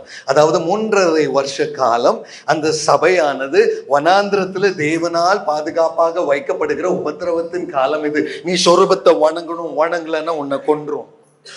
அப்படிப்பட்ட 3.5 வருஷ காலம் இந்த உலகத்துல வரப்போகிறது. அந்த காலத்தில் உண்மையாக கர்த்தரை தேடுகிற தெய்வ ஜனமான அந்த சபையை என் கர்த்தர் சிறகுகளை குறித்து இந்த அரசாங்கத்தின் சூழ்ச்சியிலிருந்து மாற்றப்பட்டு நீ பாதுகாப்பாக வைக்கப்படுவாய். அதற்கு அர்த்தம் என்னவென்றால், தெய்வ ஜனமே, சொரூபத்தை வணங்காத உன்னை கொல்ல கர்த்தர் அனுமதிக்க மாட்டார். தேவனே உன்னை பாதுகாப்பார். சபையை தேவனே பாதுகாப்பார். ஹல்லேலூயா. கரங்களை தட்டி கர்த்தருக்கு ஒரு நன்றி சொல்லலாமா? ஆகையால் இதை கண்டு பயந்து வாழ வேண்டிய தேவை நமக்கு இல்லை. அது கீழே அடுத்த வசனமும் படிங்க சிஸ்டர். அடுத்த வசனம். அப்பொழுது அந்த ஸ்திரீ வெள்ளம் கொண்டு போகும்படிக்கு பாம்பானது தன் வாயிலிருந்து ஒரு நதி போன்ற வெள்ளத்தை. பாத்தீங்களா, பாம்பு என்று சொன்னால் இந்த உலகத்தின் அரசாங்கங்கள், உலகத்தின் ஆட்சியின் அதிகாரத்தில் இருக்கிறவர்கள், அந்த பாம்பானது இந்த சபையை கொல்ல முயற்சிக்கும். அதுதான் அந்த காட்சி. வெள்ளம் போன்ற தன்னுடைய வாயிலிருந்து ஊற்றி, அதாவது அந்த ஸ்திரீயை எப்படியாவது நாசம் பண்ணிடணும், தெய்வ சபையை கொலைச்சிடணும். தெய்வ சபைன்னு ஒண்ணு இருக்கக்கூடாது, கிறிஸ்துவை ஆராதிக்கிறவர்கள் இருக்கக்கூடாது, ஆராதனைக்கு அனுமதி கொடுக்க கூடாது, ஆராதனை ஆலயங்களை உடைக்கணும், பாஸ்டர்மாரை அரெஸ்ட் பண்ணணும், மிஷனரிமாரை அரெஸ்ட் பண்ணணும், ஊழியம் நடக்கக்கூடாது. இது நடைபெறும் என்றதன் வார்த்தை தான் நீங்க படிச்சுட்டு இருக்கிற இந்த வசனம். ஆனால் தேவனுடைய கிரியை பார்த்தீங்களா? அடுத்த வசனம் படிங்க பாஸ்டர். ஒரு நதி போன்ற வெள்ளத்தை அவளுக்கு பின்னாக ஊற்றிவிட்டு. ஒரு நதி போன்ற வெள்ளத்தை அவளை துரத்த அவன் நிக்க கூடாத ஒரு இடத்துல சபையை துரத்துகிற காட்சி. ஆனால் நடக்கிறது என்ன படிங்க. பூமியானது ஸ்திரீக்கு உதவியாக தன் வாயை திறந்து வலு சர்ப்பம் வாயிலிருந்து ஊற்றின வெள்ளத்தை விழுங்கினது. அப்படின்னா பூமி யாருக்குங்க உதவி செய்கிறது? தேவ சபைக்கா இல்லை வலு சர்ப்பத்தின் நாட்களுக்கா? அப்படின்னா தேவ சபை ஏங்க பயப்படணும்? நம்ம என கேட்கிற தெய்வ ஜனமே, பூமியானது வாயை திறந்து அந்த வலு சர்ப்பத்தின் தண்ணீரை விழுங்கி அந்த ஸ்திரீக்கு பாதுகாப்பு கொடுத்தது. ஆகையால் தான் வேதாகமத்தில் படிக்கிறோம், இந்த பூமியின் அது நிறைவும் கர்த்தருடையவைகள். ஹல்லேலூயா. இந்த பூமியும் அது நிறைவும் கர்த்தருடையவைகள். ஆனால் அதே கர்த்தர் சொல்லுகிறார், இந்த உலகத்தை சிநேகிக்கிறவனாய் நீ வாழாதே, அது தேவனுக்கு பகைமை. புரியுதுங்களா? இந்த பூமி உனக்கு சாதகமாக நிற்கும்படி கர்த்தர் அதை உருவாக்கினார். ஆனா சாத்தான் என்ன செய்யறன்னா, அந்த பூமி மேல ஆசை வச்சு நீ வாழும்படி உன் வாழ்க்கையை கெடுக்கிறான்.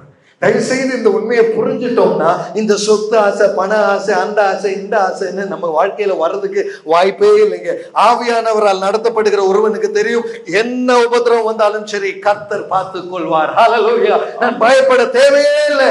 அதனால தாங்க தமிழ்ல அருமையான பழைய பாடல்கள், அஞ்சிடேன் இயேசு என்னோடு இருப்பதால். எத்தனை பேர் உண்மையாக நம்மால் அதை சொல்ல முடியும்? இயேசு என்னோடு இருந்தா பட்டினி வருதா? பயம் இல்லைங்க. கடன் பிரச்சனை வருதா? பயமே இல்லைங்க. வேலை போகுதா? பயமே இல்லைங்க. பிரச்சனைங்களா? பயமே இல்லைங்க. கேஸ் போடுறாங்களா? பயமே இல்லைங்க. இயேசு பார்த்துக் கொள்வார். ஹல்லேலூயா. ஆமென். உன்னை நடத்த வல்லவர் அவர். இன்றைக்கு அதை அறிந்து வாழத்தான் ஒரு விசுவாசியின் வாழ்க்கையை தவிர, எனக்கு இதை தாங்க, அதை தாங்க, அப்படி பண்ணுங்க, இப்படி பண்ணீங்க, நான் காணிக்க போடுறேன், அப்படி பண்ணீங்கன்னு உபவாசம் பண்றேன், இப்படி செஞ்சீங்கன்னா நான் சபைக்கு பெயிண்ட் அடிச்சு கொடுக்குறேன், இந்த வேலையெல்லாம் ஆண்டவர்கிட்ட வேண்டாங்க. தயவு செய்து தெய்வ ஜனமே, உனக்கு ஏதோ கிடைப்பதற்காக ஆண்டவருக்கு நீ கொடுக்க வேண்டிய பிச்சை அல்ல உன்னுடைய வாழ்க்கை. தயவு செய்து அதை நம்ம உணர்ந்து கொள்ள வேண்டும். ஏதோ கொடுத்தீங்கன்னா நான் கொடுக்குறேன், கர்த்தருக்கு உன்கிட்ட இருந்து ஒண்ணும் வேண்டாங்க. அது தேவையே கிடையாதுங்க. அவருக்கு உன்னை உருவாக்கினதே அவர். நீ அவருக்கு என்னங்க கொடுக்க முடியும்? இன்னைக்கு காலையில் என்ன கேட்கிற அருமையான சகோதரி, இந்த தெளிவோட வாழ நம்ம வாழ்வில் இடம் உண்டா? அந்த ஸ்திரீயான அந்த சபையை கர்த்தர் பாதுகாக்கிறதை பார்த்தீங்களா?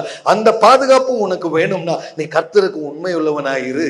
இந்த உலகத்தின் சூழ்ச்சிகளில் விழுந்து விடாதே மகனே மகளே என்ற செய்தி தான் இன்றைக்கு காலையில் ஆண்டவர் தருகிறார். ஆகையால் தான் நம் முதல் படித்த வசனம், உலக சிநேகம் தேவனுக்கு பகை. மாம்சத்தில் வாழ்கிறவன் இந்த உலகத்தை ஜெயிக்க முடியாது. ஆவியினால் வாழ்கிறவன் மாத்திரம் தான் இந்த உலகத்தை ஜெயிக்க முடியும். இந்த உலகத்தை ஜெயிக்கணும்னா நீ கர்த்தருடையவனாய் வாழணும். நீ கர்த்தருடையவனாய் வாழும் பொழுது உனக்கு வருகிற உபத்திரவங்களை இந்த பூமி விழுங்க செய்வார். அது உன்னை தொடாது. உன்னை பயப்படுத்தலாம், உன்னை கொஞ்சம் விரட்டலாம், ஆனால் உன்னை தொடாது. ஆகையால் தான் அவர் சொன்னார், உனக்கு எதிராக வாய்க்கும் எந்த செயல்பாடும் எந்த கருவியும் செயல்படாது. ஹல்லேலூயா. கரங்களை உயர்த்தி நன்றி சொல்வோமா? ஆமென். வாதையின் உபத்திரவங்கள் உன் கூடாரத்தை அணுகாது. அது உன்னை தொட முடியாது. உன் வாசப்படியில வந்து நின்று உனக்கு விரட்டுமே தவிர உன்னை தொட அதற்கு அனுமதி இல்லை. ஹல்லேலூயா. இதுதாங்க ஒரு தேவ குழந்தையின் அடையாளம். ஆமென். நான் பயப்படுவதற்கு எதுவுமே இல்லை இந்த உலகத்தில், என் கர்த்தர் எனக்கு இருக்கிற வரைக்கும். ஆனால் என் கர்த்தர் எனக்கு இருக்கணும்னா எனக்குள் அவர் எதிர்பார்க்கிற பரிசுத்தம், ஜீவ புஸ்தகத்தில் பெயர் உள்ளவனாய், நீதியை செய்கிறவனாய், பயபக்தியோடும் பரிசுத்த அலங்காரத்துடனும் அவரை தொழுது கொள்கிறவனாய் இந்த சரீரத்தில் நான் இருக்கும்படி என் கர்த்தர் எதிர்பார்க்கிறார் என்றால், அந்த பரிசுத்த அலங்காரத்துடன் அவர் பிரசன்னத்தில் நிற்க என்னுடைய ஆவியாத்ம சரீரத்தை அவருக்கென்று அர்ப்பணித்தவனாய் நான் நிற்கும் பொழுது அந்த பாதுகாப்பு என் வாழ்க்கையில் அவர் செயல்படுத்துவார். இல்லை என்றால் இல்லையே இல்லை. அருமையான தெய்வ ஜனமே, இந்த காலையில் இந்த வசனத்தை எல்லாம் பார்க்கும் பொழுது ஒரு காரியத்தை நாம் உணர்ந்து கொள்ள வேண்டும். உலகத்தில் உள்ளவர்களைப் போல அல்ல, கர்த்தருடைய குழந்தைகள் வித்தியாசமானவர்கள். ஹல்லேலூயா. கர்த்தருடைய குழந்தைகளுக்கு எந்த குறையும் வராது. அவர் உனக்கு இடங்கொள்ளாமல் போகும் மட்டும் உன்னை ஆசீர்வதிக்கிற தேவன். ஹல்லேலூயா. அந்த கிருபை தான் ஒரு தேவ குழந்தையின் ஐஸ்வர்யம். அதுதான் அவருடைய வாக்குத்தத்தம். இன்னொரு ஸ்திரியை கொஞ்சம் பார்க்கலாங்களா? வெளிப்படுத்தின விசேஷம் 17வது அதிகாரம் 17th chapter, அதனுடைய 2வது வசனத்திலிருந்து படிங்க பாஸ்டர். வெளிப்பாடு 17. அவளுக்கு வருகிற ஆக்கினையை உனக்கு காண்பிப்பேன். பாருங்க, ஒரு தூதன் யோவானை அழைத்து கொண்டு போகிறார். ஒரு ஸ்திரீயை நான் உனக்கு காண்பிக்கிறேன், அவளுக்கு வரப்போகிற ஆக்கினையை நான் உனக்கு காண்பிக்கிறேன். படிங்க என்று சொல்லி ஆவிக்குள் என்னை வனாந்தரத்திற்கு கொண்டு போனார். எங்க கொண்டு போனா பாஸ்டர்? வனாந்தரத்திற்கு. கொஞ்சம் முன்னால் அந்த சிறகுள்ள ஸ்திரீயை எங்க கொண்டு போனாருங்க? அதே வனாந்திரம் தாங்க. அப்படின்னா இயேசுவின் காயத்தை போல காயத்தை மிருகம் காண்பிக்குதுன்னு கொஞ்சம் முன்னால பார்த்துட்டோம். இப்ப அந்த ஸ்திரீயான சபையை போல அப்படியே வேஷம் போடுற பாருங்க, அதே வனாந்திரத்தில் அவள் போகிறாள். படிங்க பாஸ்டர் கீழே. அப்பொழுது 7 தலைகளையும் 10 கொம்புகளையும் உடையதுமான தூஷணமான நாமங்களால் நிறைந்ததுமான சிவப்பு நிறமுள்ள மிருகத்தின் மேல் ஒரு ஸ்திரீ ஏறி இருக்க கண்டேன். யாருங்க? பெண். ஒரு ஸ்திரீ. அங்கேயும் ஸ்திரீ தான், சபைக்கும் பெயர் ஸ்திரீ தான், இங்கேயும் யோவான் காண்கிற காட்சி ஸ்திரீ தான். ஆனா இங்க நீங்க ஒரு காரியத்தை இந்த வசனத்திலிருந்து போறதுக்கு முன்னால கவனிக்கிறேன். 7 தலைகள். அதை கொஞ்சம் நோட் பண்ணிக்கோங்க. இன்னைக்கு நீங்க போய் இன்டர்நெட்ல இல்லைன்னா உங்க இன்டர்நெட்ல கூகுள்ல சர்ச் பண்ணீங்கன்னா G7 போடுங்க, குரூப் ஆஃப் 7 நேஷன்ஸ். ஏற்கனவே வந்தாச்சு. அவங்களோடு கூட போய் மீட்டிங் எல்லாம் அட்டென்ட் பண்ணிட்டு வந்தவன் நான். அதனால சொல்றேன், 7 தலைகள், 7 ராஜ்யங்களினுடைய ஒரு அசோசியேஷன் உருவாகும் என்று தேவனுடைய வார்த்தை எத்தனையோ 1000 வருஷங்களுக்கு முன்பதாக சொன்ன. சும்மா G7 நீ அப்படியே கூகுள் பண்ணி பார்த்தா உனக்கு வரும். அது எந்தெந்த நாடுன்னு அங்கே சொல்லுவோம். ஜப்பான் இருக்கு, UK இருக்கு, USA இருக்கு, ஜெர்மனி இருக்கு, இட்டலி இருக்கு. இப்படிப்பட்ட நாடுகள் தெளிவாக என்கிட்ட அதனுடைய ஒரு பிரசன்டேஷன் இருக்கு. அந்த 7 தலைகள் இன்றைக்கு உருவாகி முடிஞ்சாச்சு. கீழே வருது பாருங்க, 10 கொம்புகள். அந்த 10 கொம்புகள் 10 ராஜ்யங்கள். 10 ராஜ்யங்களுக்கு ராஜா, அதாவது தேசத்திற்கு ராஜாவாக இருக்கிறவர்கள் அல்ல, ஆனால் ராஜாக்கள். அப்படி என்றால் எப்படி ராஜாக்கள் என்று பார்த்தால் 10 மத தலைவர்கள். இப்படிப்பட்ட ஒரு அசோசியேஷன் இன்னைக்கு சர்வ மத ஐக்கியம் என்று சொல்லி அங்க உருவாகி முடிஞ்சாச்சு. அதற்குள் முக்கியமான 10 மத தலைவர்கள் இருக்கிறார்கள். இதை வெளிப்படுத்தின விசேஷத்துல படிச்சீங்கன்னா இன்னும் ஆழமாக 17வது அதிகாரம் உங்களுக்கு தெளிவுகளை தரும். இந்த 10 கொம்புகள் என்ற 10 மத தலைவர்களும் இந்த 7 தேசங்களும் சேர்ந்து கடைசியில இதன் மேல் அமர்ந்திருக்கிற ஸ்திரீ. தட் மீன்ஸ் அந்த கிறிஸ்துவின் ஆட்சிக்கு இந்த கவர்மெண்ட், இந்த ராஜ்யங்கள், இந்த மதங்கள் அதற்கு ஒத்துழைப்பு கொடுத்து கொண்டு நிற்கும் கிறிஸ்துவனுடைய உண்மையான சபையை தவிர. இன்றைக்கு காலையில அந்த சத்தியத்தை தான் நம்ம புரிந்து நிற்க வேண்டும். அடுத்த வசனம் படிங்க பாஸ்டர். அந்த ஸ்திரீ ரத்தாம்பரமும். ஐயோ, இந்த ஸ்திரீனுடைய விளக்கம் கொஞ்சம் பாத்துறீங்களா? எவ்வளவு அழகா இருக்கிற பாருங்க. படிங்க. ரத்தாம்பரமும் சிவப்புமான ஆடையும் தரித்து பொன்னினாலும் ரத்தினத்தினாலும் முத்துக்களினாலும் சிங்கரிக்கப்பட்டு தன் வேசித்தனமாகிய அருவருப்புகளாலும் அசுத்தத்தாலும் நிறைந்த பொற்பாத்திரத்தை தன் கையிலே பிடித்திருந்தாள். பார்த்தா எவ்வளவு அழகு இல்லைங்களா? தங்கம், வெள்ளி, வைரம், முத்துக்கள் சிங்காரிக்கப்பட்டு இருக்கிறார்கள். சிங்காரிக்கப்பட்டு, தட் மீன்ஸ் அவள் அவ்வளவு அழகா இருக்கிறா. பார்த்தீங்கன்னா தெரியாம நம்ம எல்லாம் போய் ஐயோ இது அல்லவா வாழ்க்கைன்னு சொல்லி அங்க போய் விழுகிறதுக்கான எல்லா வாய்ப்பும் இருக்கு. பொற்கலசத்தை பிடித்து கொண்டு நிற்கிறாள். நான் நேரம் இல்லாததுனால எடுக்கல. வெளிப்படுத்தின விசேஷத்தை தெளிவா இருக்கு. பொற்கலசம் எங்க இருக்கும் தெரியுமா? தேவனுடைய சிங்காசனத்துக்கு முன்பதாக பரிசுத்தவான்களுடைய ஜபத்தை கொண்டு போய் கொடுக்கிற இடம் பொற்கலசம். அதே மாதிரி அந்த பொற்கலசத்தை தாங்கி நிற்கிறார். ஆனால் இந்த பொற்கலசத்தில் என்ன இருக்கு? கீழே அடுத்த வசனம் படிங்க பாஸ்டர். மேலும் ரகசியம் மகாபாபிலோன் வேசிகளும் பூமியில் உள்ள அருவருப்புகளும் தாய் என்னும் நாமம் அவள் நெற்றியில் எழுதி இருந்தது. இந்த பூமியில் இருக்கிற அத்தனை அருவருப்புக்கும் இந்த பட்டணம், இந்த அரசாங்கம் தான் காரணம். சொரூபத்தை வணங்க வைக்கிற விக்கிரக ஆராதனை வளரும், அது வளர்ந்து தான் ஆக வேண்டும். சபைகள் நொறுக்கப்பட்டு தான் ஆக வேண்டும். கிறிஸ்தவர்கள் நெருக்கப்படுவார்கள், நெருக்கப்பட்டு தான் ஆக வேண்டும். இது தேவனுடைய நிச்சயமான திட்டம், இது நடக்கத்தான் செய்யும். இதுல ஏதும் வித்தியாசம் வரும்னு யாரும் நினைக்க வேண்டாம், நடக்காது. இதை அறிந்து வாழத்தான் தேவ வார்த்தையை கர்த்தர் நமக்கு தந்திருக்கிறார். அடுத்த வசனம் படிங்க. அந்த ஸ்திரீ பரிசுத்தவான்களின் ரத்தத்தினாலும். ஆமென். இங்க தாங்க கொஞ்சம் பயப்படும். யாருடைய ரத்தம்? பரிசுத்தவான். அப்படின்னா அல்லேலூயா ஸ்தோத்திரம் சொல்லி சபைக்கு வந்து தீவ புஸ்தகத்தில் பெயர் இருக்கு, நான் பரிசுத்தவான்னு சொல்றேன். உன்னுடைய ரத்தத்தை குடிச்ச போதையில் அவள் இருப்பாள். படிங்க, ஃபுல்லா படிங்க. இயேசுவினுடைய சாட்சிகளின் ரத்தத்தினாலும் வெற்றி கொண்டிருக்கிற வெறி கொண்டிருக்கிறதை கண்டேன். அவளை கண்டு நான் மிகவும் ஆச்சரியப்பட்டேன். யோவான் எழுதுறார், அவளை கண்டு நான் ஆச்சரியப்பட்டேன். ஏன் தெரியுங்களா? நம்ம எல்லாம் என்ன நினைச்சிருக்கிறோம்? சபைனா, பரிசுத்தம்னா, தேவனுக்கு வாழ்றதுன்னா யாரும் என்ன தொட மாட்டாங்க.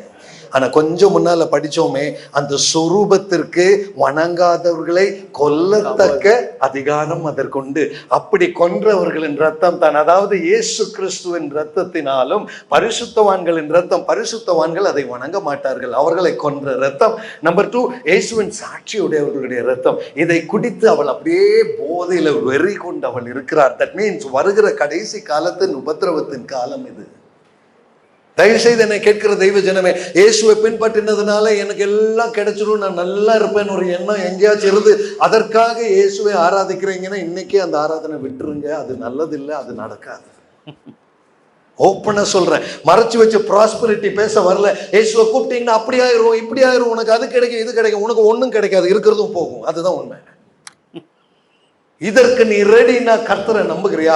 ஒன்னும் கிடைக்காத ஒரு தேவனை நம்ப யார் இருக்கிறாங்க?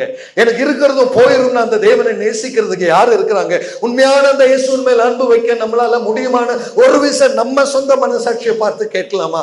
எனக்கு இருக்கிறது கூட இல்லாம போகணும்னு இந்த ஆண்டவரை ஏன் ஆராதிக்கணும்? Oh my dear brothers and sisters, இப்படிப்பட்ட பிரசங்கங்கள் இந்த காலத்துல கேட்கவே முடியாதுங்க. இந்த காலத்தில் என்ன பிரசங்கம் வரும் தெரியுமா? எல்லாம் கிருபை, நீ என்ன செஞ்சாலும் பரவாயில்ல, மன்னிச்சிருவாரு, நீ எப்படி வேணாலும் வாழ்ந்துக்கோ, ஆணுக்கு கல்யாணமா நாங்க பண்ணி தரோம், ஒரு பிரச்சனை இல்லை. சபையில டிராமா நடத்தணுமா நாங்க பண்ணி தரோம், சபையில சினிமாவே போட்டு தரோம். ஏன் எல்லாம் வாங்க சிறுவர்களே வாங்க, யூத் வர்ஷிப்புக்கு நம்ம கொஞ்சம் டான்ஸ் பண்ணலாம் வாங்க. இந்த சபையை தான் இன்னைக்கு பார்த்துட்டு இருக்கிறோம். தெளிவா நான் சொல்றேங்க, இது சபையின் வேஷம். இந்த ஸ்திரீ வேற ஸ்திரீ. கவனமாக ஜாக்கிரதையா இருந்து ஜனமே, சபை என்ற பெயரில் இயேசுவின் நாமத்தை பயன்படுத்தி அதிசயங்களை காண்பிப்பார்கள், வல்லமையான காரியங்கள் நடைபெறும், இதுதான் என்று சொல்லி விழுந்து விடாதே என்ற எச்சரிக்கையோடு இருக்கும்படி கர்த்தர் நமக்கு தருகிற வழி நடத்துதல் இது. ஆகையால் நீ உலகத்தின் சிநேகிதனாக நீ இருக்காதே. ஓ ஹalleluya, I give glory to God for such clarity and the power of his word today. இந்த வார்த்தை புரிந்து கொள்ளத்தானே இந்த வெளிப்படுத்தின விசேஷத்தை தந்தார். இதை நீ படிக்காதபடி சத்ரு உன்னை நிறுத்தி இருந்தால் இன்றைக்கு அதை உடைத்து விடு தெய்வ ஜனமே. ஹalleluya ஸ்தோத்திரம். வெளிப்படுத்தின விசேஷம் கையில வச்சிருந்தானா தெரியலன்னு சொல்றதுக்கு கர்த்தர் உன்னை இங்க கொண்டு வரல. ஹalleluya. பரிசுத்த ஆவியானவர் இதை யாருக்கு வெளிப்படுத்துவார்? அவனுக்கு மட்டும் தான் இதை வெளிப்படுத்துவார். உலகத்துல இருக்கிறவனுக்கு இது புரியக்கூடாது. தேவனால் தேர்ந்தெடுக்கப்பட்ட தெய்வ ஜனத்திற்கு மட்டும் புரிய வேண்டிய காரியம். ஆகையால் உபத்திரவங்கள் வரும்பொழுது, நெருக்கடி வரும்பொழுது, என் இயேசு எனக்கு துணை இருப்பார், அவரை மாத்திரம் நான் நம்புவேன் என்று சொல்லி அவர் பிரசன்னத்தில் தாழ்ந்திருக்கத்தானே என்னையும் உங்களையும் அவர் அழைத்திருக்கிறார். வெளிப்பாடு 14:10 படிக்கிறீங்களா பிரதர்? வெளிப்பாடு 14வது அதிகாரம் 10வது வசனம். அவன் தேவனுடைய கோபாக்கினை ஆகிய பாத்திரத்திலே கலப்பில்லாமல் வார்க்கப்பட்ட அவருடைய உக்கிரகமாகிய மதுவை குடித்து பரிசுத்த தூதர்களுக்கு முன்பாகவும் ஆட்டுக்குட்டியானவருக்கு முன்பாகவும் அக்கினியினாலும் கந்தகத்தினாலும் வாதிக்கப்படுவான். யார் அந்த அவன்? முந்தன வசனம் படிங்க. எஸ், அவன் அவளுக்கு பின்னே 3ஆம் தூதன் வந்து மிகுந்த சத்தமிட்டு. கவனமா பாருங்களேன், அந்த ஸ்திரீ அந்த மிருகத்தின் மேல் அமர்ந்திருந்தால் அவளுக்கு 7 தலை இருந்தது, 10 கொம்பு இருந்ததுன்னு பார்த்தோமே. இங்க பாருங்க, அந்த மிகுந்த சத்தமிட்டு மிருகத்தையும் அதன் சொரூபத்தையும் வணங்கி தன் நெற்றிகளிலாவது தன் கையிலாவது அதன் முத்திரையை தரித்துக் கொள்ளுகிறவன் எவனோ. ஒரே நிமிஷம் அப்படியே நில்லுங்க. மிருகத்தை வணங்கலன்னா உன்னை கொன்றுவான். ஆனா எல்லாரும் போய் அந்த மிருகத்தை வணங்குவாங்க. ஏன்னா சௌகரியமா இருக்கும், சுகமா இருக்கும், எல்லாம் கிடைக்கும். கொஞ்சம் முன்னால் ஒரு வசனத்தை படிச்சோம், ஜீவ புஸ்தகத்தில் பெயர் இல்லாதவர்கள் அந்த மிருகத்தை வணங்குவார்கள், இல்லைங்களா? அப்ப அந்த மிருகத்தை வணங்கினவர்கள், அந்த சொரூபத்தை வணங்கினவர்கள், அந்த நெற்றியிலாவது கையிலாவது அதன் முத்திரை தரித்து கொண்டவர்களுக்கு நடக்கிறது தான் அடுத்த வசனம். இப்ப அடுத்த வசனத்தை படிங்க. அவன் தேவனுடைய கோபாக்கினை ஆகிய, ஆமென், மிருகத்தை வணங்கினா தேவனுடைய கோபாக்கினை ஆகிய பாத்திரத்திலே கலப்பில்லாமல் வார்க்கப்பட்ட அவருடைய உக்கிரமாகிய மதுவை குடித்து. ஒரே நிமிஷம் பாஸ்டர், கொஞ்சம் முன்னால் அந்த ஸ்திரீ என்ன குடிச்சு வெறி கொண்டிருந்தால்? பரிசுத்தவான்களுடைய ரத்தமும் கிறிஸ்துவின் சாட்சியுடையவர்களுடைய ரத்தமும். ஆனா கர்த்தர் திருப்பியடி கொடுக்கிறத பார்த்தீங்களா? அவள் கலப்பில்லாமல் வார்க்கப்பட்ட தேவனுடைய அவருடைய உக்கிரமான மதுவை குடித்து. தட் மீன்ஸ் அவளுக்கு திரும்பி ஒரு வெறியை கர்த்தர் கொடுக்கிறார், அவள் தோக்கும்படியாக. இது வரைக்கும் நீ ஜனங்களை ஏமாத்தினியே, என்னிடமிருந்து அவர்களை கொண்டு போனியே, இப்ப தேவனுடைய உக்கிர மதுவை குடித்து பரிசுத்த தூதர்களுக்கு முன்பதாகவும் பரிசுத்த தூதர்களுக்கு முன்பதாகவும் ஆட்டுக்குட்டியானவருக்கு முன்பாகவும் அக்கினியினாலும் கந்தகத்தினாலும் வாதிக்கப்படுவார்கள். அக்னி கந்தகம் என்பது நரகத்தினுடைய சாயல். என்னை கேட்கிற தெய்வ ஜனமே, இந்த உலகத்தின் ஆசாபாசங்கள், உலகத்தின் சௌகரியங்கள், உலகத்தின் தேவைக்காக கிறிஸ்துவை விட்டு பிரிகிறவன் கடைசியில அக்னியும் கந்தகமும் காண்கிற இடத்துல இருக்கும். இதுல விசித்திரமான ஒரு காரியம் என்ன தெரியுங்களா? இவன் நரகத்துக்கு போகும்போது 2 பேர் முன்னால போறான். யாரு? தேவனுடைய தூதர்கள் முன்பதாகவும், முதலாவது தூதர்கள், 2வது ஆட்டுக்குட்டியானவர். அப்படின்னு நான் இன்னைக்கு சொல்றேங்க, இந்த சபையில ஆட்டுக்குட்டியானவரே உமக்கு நன்றி, பிதா குமாரன் பரிசுத்தாவியானவரே நன்றி ஆராதிக்கத்தானே வந்திருக்கிறோம். அதே ஆட்டுக்குட்டியானவருக்கு முன்னால தான் நீயும் நானும் நரகத்திற்கு போகணும். என்ன மானம் கெட்ட சிச்சுவேஷன் நினைச்சு பாருங்களேன். இப்ப நானே பிரசங்கம் பண்ணி நானே பாபத்துல விழுந்தா, நாளைக்கு அதே தூதர்கள் முன்னாலே, அதே ஆட்டுக்குட்டியானவருக்கு முன்னால தான் நான் நரகத்திற்கு போக முடியும். இயேசு முகத்தை எப்படி நான் பார்ப்பேன்? என்னமான அதுக்கு இந்த சர்ச்சுக்கே வராம அந்த பீச்சில் போய் குடிச்சிட்டு படுத்திருந்துருக்கலாம், அதுவே பெட்டர். அட்லீஸ்ட் அவர் முகத்தை பார்க்காம ஒரு வெக்கம் வராது. நான் செஞ்ச பாவத்தினால தான் போறேன்னு தெரியும். இங்க ஆராதிக்கவும் செய்து, பைபிள் படிக்கவும் செய்து, வசனத்தையும் தெரிஞ்சு, ஜெபிக்கவும் செய்து, பிரசங்கமும் கேட்டு, அதுக்கப்புறமும் நரகத்துக்கு போறேன். அவர் முன்னிலையிலையும் அவர் தூதர்கள் முன்னிலையிலையும் தாங்க போகணும். சும்மா ஷார்ட்கட்ல இயேசுவை பார்க்காம போலான்னு யாரும் நினைக்காதீங்க. அவர் முகத்துல ஒரே பார்வையில நீ சுட்டரிக்கப்படுவாய். தயவு செய்து தெய்வ ஜனமே, இப்ப புரியுதுங்களா சிலுவையின் காயம் எதற்குன்னு? நீ அப்படி போகாமல் இருக்க. இப்ப புரியுதுங்களா இயேசுவின் ரத்தம் எதற்குன்னு? நீ அதில் போகாமல் இருக்க. இப்ப புரியுதுங்களா உலக சிநேகம் வேண்டாம் மகனே மகளே என்று அவர் சொல்லுகிறது? அப்படி ஒரு கதி உனக்கு வராமல் இருக்க. என்னை கேட்கிற அருமையான தெய்வ ஜனமே, இந்த அரசாங்கமும் நெருக்கடியும் இங்க செய்கிற எல்லா விதமான காரியங்களும் அது கடைசியில தோத்தே ஆக வேண்டும். கர்த்தர் உன்னை பாதுகாப்பும் கரத்தில் அவர் வைப்பார். ஆகையால் உலக சிநேகமாக நீ இருக்காதே. ஹல்லேலூயா. கரங்களை தட்டி அந்த தேவனுக்கு ஒரு நன்றி சொல்லலாமா? ஆமென். ஹல்லேலூயா. உண்மையாக சபைக்கு வருவது எதற்கு? உண்மையாக இந்த ஜீவனுள்ள தேவனை ஆராதிப்பது எதற்கு என்று இன்றைக்கு இந்த வார்த்தையிலிருந்து தேவன் நமக்கு வெளிப்படுத்தி தரும் பொழுது, நம்ம வாழ்க்கையில அதற்கு தகுதியான ஒரு மாற்றத்தை என் கர்த்தருக்கென்று சொல்லி விட்டு கொடுக்க தெளிவுள்ளவர்களாக நாம் நிற்கத்தானே இந்த வசனத்தை அவர் காண்பிக்கிறார். கடைசி காலத்தில் ஸ்திரீயை போன்ற தோற்றம் அடிக்கிற, சபையை போன்ற தோற்றம் அடிக்கிற அநேக இடங்கள் வரும். ஏமாந்து விடாதே சகோதரனே சகோதரியே. கடைசி காலத்தில் உன் இயேசுவின் காயத்தை போல காயம் சுகமானது இதோ இருக்குன்னு உன்னை காண்பிக்கும்படியான ஒரு பெரிய ஒரு உருவம் அங்கு உருவாகும். அதை கண்டு உலக ஜனங்கள் அதிசயமாய் பார்ப்பார்கள். இதெல்லாம் இவங்க பிரசங்கிச்ச இயேசுன்னு நினைச்சு நம்பி அதுக்கு போய் விழுந்துருவாங்க. உண்மையாக இயேசுவை அறிந்த நீ அதில் விழுக மாட்டாய். உன்னுடைய பெயர் ஜீவ புஸ்தகத்தில் உண்டு என்றால் நீ அதை வணங்க மாட்டாய். ஆகையால் ஜீவ புஸ்தகத்தில் பெயர் இருக்க வேண்டியது முக்கியம். அதனால தான் நேற்று கண்டது அந்த வசனம், லூக்கா 10வது அதிகாரம் 20வது வசனம், அதையும் படிச்சிருங்க. லூக்கா 10:20. லூக்காவின் சுவிசேஷம் 10வது அதிகாரம் 20வது வசனம். 10 ஆகிலும் ஆவிகள்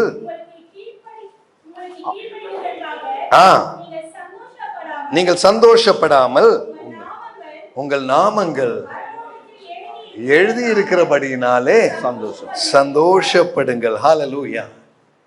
ஆவிகள் உங்களுக்கு கீழ்ப்படியுது. அதாவது பாஸ்டர் நான் ஊழியம் செஞ்ச நிறைய பேர் ரட்சிக்கப்பட்டாங்க, கை வச்சு ஜெபிச்சேன், சௌக்கியம் வந்துருச்சு, அசுத்தாவியெல்லாம் ஓடிருச்சு, ஓ பிரைஸ் தி லார்ட் ஹல்லேலூயான்னு சொல்லி அதை கண்டுட்டு துள்ளி குதிக்காம என் பேர் ஜீவ புஸ்தகத்தில் இருக்குன்னு அதை பார்த்து சந்தோஷப்படுப்பா. ஒரு நிமிஷத்துல அந்த பேர் அங்கிருந்து போயிடுறதுக்கு வாய்ப்பு இருக்கு.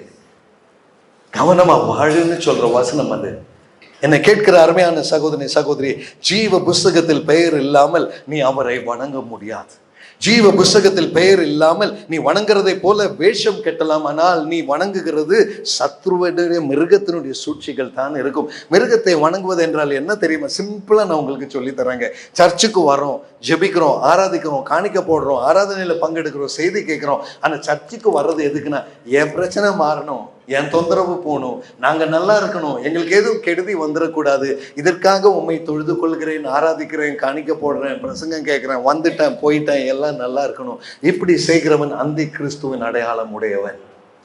தயவு செய்து நான் ஒளிவு மறைவு இல்லாமல் நேரடியாக நான் பேசுகிறேன். உன் குடும்பம் நல்லா இருக்கணுங்கிறதுக்காக இந்த ஆராதனைக்கு வர்றேன்னா அது தேவனுக்கு உகந்த ஆராதனை அல்ல. உன் குழந்தை நல்லா இருக்கணுங்கிறதுக்காக வர்றேன்னா அது தேவனுக்கு உகந்த ஆராதனை அல்ல. உன் சரீர சௌக்கியத்திற்காக வர்றேன்னா அது தேவனுக்கு உகந்த ஆராதனை அல்ல. உன் வேலை எடுத்து பிரச்சனை மாற இன்னைக்கு ஆராதிக்க வந்திருக்கிறேன்னா அது தேவனுக்கு உகந்த ஆராதனை அல்ல. கர்த்தாவே, நீர் ஆயிருக்கிறபடியினால் உம்மை ஆராதிக்க உமக்கு நன்றி சொல்ல இந்த ஆராதனைக்கு வந்திருக்கிறேன்னு சொல்வது அது உண்மையுள்ள ஆராதனை. கரங்களை உயர்த்தி நன்றி சொல்லலாமா? ஸ்தோத்திரம். என் வாழ்க்கையில எதுவுமே நல்லா இல்லைனாலும் பரவாயில்ல, உம்மை ஆராதிக்க நன்றி சொல்ல வந்திருக்கிறேனப்பா. அது தாங்க உண்மையுள்ள கலப்படமற்ற சுயநலமற்ற என் சுய தேவைகள் அற்ற ஒரு ஆராதனை. அதற்கு அவர் பார்க்கிறார். ஹல்லேலூயா. He deserves that kind of a worship. ஆகையால் தான் பரலோக ராஜ்யத்தில் அப்படிப்பட்ட ஆராதனை நடக்கிறது. ஒரு வசனம் கூட பார்க்கலாமா? வெளிப்படுத்தின விசேஷம் 5வது அதிகாரம் 8வது வசனம் பாருங்களேன். பரலோகத்தில் நடக்கிற ஒரு ஆராதனை கொஞ்சம் கவனிப்போமா? வெளிப்பாடு 5:8. இதை அந்த புத்தகத்தை அவர் வாங்கின போது, அந்த புத்தகத்தை ஆட்டுக்குட்டியானவர் வாங்கின போது அந்த 4 ஜீவன்களும், பரலோகத்தில் இருக்கிற 4 ஜீவன்களும், 24 மூப்பர்களும், 24 மூப்பர்களும் தங்கள் தங்கள் சுரமண்டலங்களையும் பரிசுத்தவான்களுடைய ஜபங்களுமாகிய தூப வர்க்கத்தால் நிறைந்த என்ன பாஸ்டர்? அதுதான் நீங்க எடுத்து படிக்கணும். தூப வர்க்கத்தால் நிறைந்த பொற்கலசங்கள். ஒரே நிமிஷங்க, பொற்கலசமா? அந்த ஸ்திரீயின் கையில் இருந்தது என்னங்க? இப்போ இந்த பொற்கலசத்தின் வேஷம் போடுதலை பார்த்தீங்களா? பரிசுத்தவான்களுடைய ஜபமாகிய தூப வர்க்கம் ஆட்டுக்குட்டியானவருடைய சிங்காசனத்துக்கு சமர்ப்பிக்கப்படுகிறது பொற்கலசத்தில். அந்த ஸ்திரீயானவள் ஒரு பொற்கலசத்தை வைத்திருந்தார். கிறிஸ்துவின் நாமத்தில் ஒரு சாட்சியுடையவர்களும் பரிசுத்தவான்களுடைய ரத்தத்தினால் இருக்கிற பொற்கலசம். இதனுடைய அந்த டிசீவிங் ஃபேக்டர், உன்னை ஏமாத்துற அந்த காட்சி பாத்தியா? தயவு செய்து தெய்வ ஜனமே, இன்னைக்கு காலையில் ஆவியானவர் மிகவும் கிளியராக இந்த சபைக்கு சொல்கிறார், உன்னுடைய அறிவில்லாய்மையால் நீ ஏமாற்றப்படக்கூடாது. ஆண்டவருடைய வார்த்தை எனக்கு தெரியல பாஸ்டர், இவ்வளவெல்லாம் பைபிள் இருக்குன்னு தெரியலன்னு சொல்றவங்க தானே நம்ம 3/4 பேர். எத்தனை பேர் நான் உண்மையா கேட்கிறேன், இன்னைக்கு வரைக்கும் இது தெரியலன்னு சொல்றவங்க கொஞ்சம் கையை தூக்குவீங்களா? கண்டிப்பா சபை முழுசா இருக்கும். என்ன கேட்கிற தெய்வ ஜனமே, இது நம்மளுக்கு சாதாரணமா படிச்சா புரியுற வார்த்தை அல்ல. அதை நான் ஓப்பனா சொல்றேன். நீ வெளிப்படுத்தின விசேஷம் 1000 தடவை படிக்கலாம், நீ தியாலஜி காலேஜுக்கு போகலாம், நீ PhD பண்ணிக்கோ, உனக்கு இன்னும் புரியாது. கிளியரா நான் சொல்றேன், வெளிப்படுத்தின விசேஷம் மட்டும் யாரும் சொல்லித்தர முடியாது. அது ஆவியானவர் மாத்திரம் தாங்க சொல்லித்தர முடியும். என் அனுபவத்தில் நான் கற்றுக்கொண்டேன்.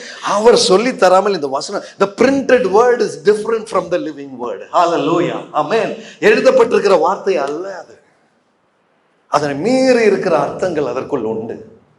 என்னை கேட்கிற அருமையான தெய்வ ஜனமே, கர்த்தர் தருகிற தெளிவுகளை இந்த கிறிஸ்தவர்களுடைய வேதாகமத்தில் மட்டும் ஒரு வெளிப்படுத்தின விசேஷத்தை தந்து இத்தனை வருஷமா இதை தூக்கிட்டு நடக்கிறோம். இன்னும் இது தெரியலன்னா 2024 பிப்ரவரி 25ஆம் தேதி காலையில கூட இது தெரியலன்னு சொல்லிட்டு நிக்கிறோம்னா, இத்தனை வருஷம் இதை தூக்கி என்ன பிரயோஜனம்னு ஆண்டவர் கேட்டார்னா என்ன பதில் கொடுக்க போகிறோம்? தெரியல ஆண்டவரே, வெளிப்படுத்தின விசேஷம் எங்க பாஸ்டர் எல்லாம் எங்களுக்கு சொல்லி தரல, எங்க சர்ச்சில் இதை எக்ஸ்பிளைன் பண்ணலன்னு அந்த சாக்கு போக்கெல்லாம் அங்க நடக்காது. பரிசுத்த ஆவியானவருடைய பிரசன்னத்துல போய் முழங்கால் படிட்டு நிற்பியா, அவர் உனக்கு சொல்லி தருவார். பிரதர், நான் அப்படித்தாங்க இதை கற்றுக்கொண்டேன். யாருமே சொல்லித்தர முடியாதுங்க. இது தேவ பிரசன்னத்தில் நீ இருக்கும் பொழுது எப்படி யோவானுக்கு சொல்லி தந்தாரோ அதே வண்ணமாய் உனக்கும் எனக்கும் அவர் சொல்லி தருவார். இந்த புஸ்தகம் நமக்கென்று சொல்லி ஒரு அப்பாவின் அன்பின் கடிதம். நேற்றுக்கு நான் சொன்னேன், this is the love letter of God. தன்னுடைய குழந்தைகள், தன்னுடைய மகன், தன்னுடைய மகள் இப்படிப்பட்ட சூழ்ச்சிகளில் பட்டு, இதல்லவா உண்மையான சபை, இதல்லவா உண்மையான ஆராதனை, இதல்லையா ஸ்திரீயின் வேஷம், இப்படி அல்லவா தெய்வ சபை இருக்கும்னு நினைச்சு ஏமாந்து விழுந்துடக்கூடாது மகனே மகளே என்று உண்மையான தன்னுடைய குழந்தைகளுக்கு ஒரு அப்பா எடுத்து காண்பிக்கிற நேரான வழி அறிந்து வாழி என்று ஞானத்தை தருகிற வார்த்தை தானே வெளிப்படுத்தின விசேஷம். என்னை கேட்கிற அருமையான தெய்வ ஜனமே, இந்த வெளிப்படுத்தின விசேஷத்தை அறிஞ்சிட்டீங்கன்னா அப்புறம் இந்த உலகத்தை நீங்க சிநேகிக்க மாட்டீங்க. அது நான் கேரண்டி. ஆனா அதை அறியணும்னா ஆவியானவருடைய தயவு தேவை. இன்னைக்கு காலையில் என்னை கேட்கிற தெய்வ ஜனமே, இன்னும் நான் படிச்சுட்டு இருக்கிறேங்க, எனக்கு இன்னும் தெரியாதுங்க ஃபுல்லா. இது அவ்வளோ ஆழமான ஒரு புஸ்தகம், இன்னும் புரியல எனக்கு நிறைய காரியங்கள், இன்னும் புரிய வேண்டிய நிறைய இருக்கு. ஆவியானவர் சொல்லி தந்து கொண்டே இருக்கிறார். ஒவ்வொரு நாளும் புது புது புது விஷயங்களை எனக்கு அவர் தந்து கொண்டே இருக்கிறார். என்னை கேட்கிற அருமையான தெய்வ ஜனமே, இன்றைக்கு அந்த தெய்வ பிரசன்னத்தில் நிற்க முடியுமா நம்மளால? அந்த தெய்வ பிரசன்னத்தில் நின்று கொண்டு, அப்பா நீர் தருகிற இந்த அன்பை பெற்றுக்கொள்ள எனக்கு தயவை தாங்கன்னு கேட்க முடியுமா? எபேசியரின் புஸ்தகம் முதல் அதிகாரம் 10வது வசனம் கொஞ்சம் படிக்கிறீங்களா? Book of Ephesians chapter 1 and verse number 10. முதல் அதிகாரம் 10வது வசனம். தமக்குள்ளே தீர்மானித்திருந்த தம்முடைய தயவுள்ள சித்தத்தின் ரகசியத்தை எங்களுக்கு அறிவித்தார். என்னை கேட்கிற தெய்வ ஜனமே, அவருடைய தயவுள்ள சித்தம் இங்க பாருங்க. தமக்குள்ள தேவன் தமக்குள்ள தீர்மானித்திருந்த தம்முடைய தயவுள்ள சித்தத்தின் ரகசியத்தை அவர் எங்களுக்கு அறிவித்தார். இன்னைக்கு அதுதாங்க வெளிப்படுத்தின விசேஷம். புரியணும்னா அவருடைய தயவுள்ள சித்தம் இல்லாமல், அவர் அறிவிக்காமல் இந்த புஸ்தகத்தை அறிய முடியாது. அதன் தெளிவுதாங்க இந்த எபேசியர் இந்த வசனம். என்னை கேட்கிறது, அவர் தயவு கூர்ந்து, அவர் தீர்மானித்து, தமக்குள்ளே அவராக நம்மளுடைய தயவோடு நமக்கு அவர் சித்தத்தின் பிரகாரம் இறங்காமல் இந்த ரகசியம் நமக்கு புரியாதுங்க. ஒருவேளை நான் சொல்றேன், இன்னைக்கு இந்த மொரட்டாண்டி சபை கர்த்தர் உங்களுக்காக இறங்குறபடினாலே இந்த வார்த்தை இன்னைக்கு இந்த சபையில் அவர் தந்திருக்கிறார். கரங்களை தட்டி தேவனுக்கு ஒரு நன்றி சொல்லலாம். இயேசு உங்களை நேசிக்கிறார். Jesus loves you so much brother sister. அவ்வளவுக்காக நேசிக்கிறதுனால் சில ரகசியங்களை கர்த்தர் இங்க ஓபன் பண்ணி இருக்கிறார். ஆர்டிபிஷியல் இன்டெலிஜென்ஸ் என்றால் என்ன, சொரூபம் என்றால் என்ன, அது ஏதோ ஒரு விக்கிரகம் அல்ல, அது ஒரு அரசாங்கம். அங்க ஆளுகை நடக்கிற காரியங்கள் வரும். அப்படிப்பட்ட பல விஷயங்களை என் தேவன் இங்க வெளிப்படுத்துகிறார். அந்த ஆளுகைக்கும் அந்த பயங்கரத்துக்கும் கண்டு நீ பயப்படாத, நீ கர்த்தரை பற்றிக்கொள், நீ இந்த உலகத்தை பற்றிக்கொள், அதை நீ தேவனை பற்றிக்கொள். உலகத்தை ஜெயிக்கிறவனாய் இருக்கும்படி அவருடைய ஆவியானவர் உனக்கு உதவி செய்வார். அவர் கிருபை தருவார். அவருடைய குழந்தையாக நீ இருக்கும் பொழுது நீ இந்த உலகத்தை கண்டிப்பாய் நீ ஜெயிப்பாய். ஹல்லேலூயா. அந்த கிருபை அல்லவா தேவன் நமக்கு தருகிறது. ஸ்தோத்திரம். ஆமென். அப்போஸ்தலனாகிய பவுலினுடைய வாழ்க்கை கொஞ்சம் திரும்பி பார்ப்போமா பிரதர்? 1 கொரிந்தியருக்கு வர்றீங்களா? the book of 1 Corinthians 2 கொரிந்தியர் 11வது அதிகாரத்துக்கு கொஞ்சம் வாங்கல. 2 கொரிந்தியர் ஆவியானவர் இந்த வேளையில படிக்க சொல்வதனால் நானே இப்பொழுதுதான் வேதாகமத்தை திறந்து அதை எடுக்கிறேன்.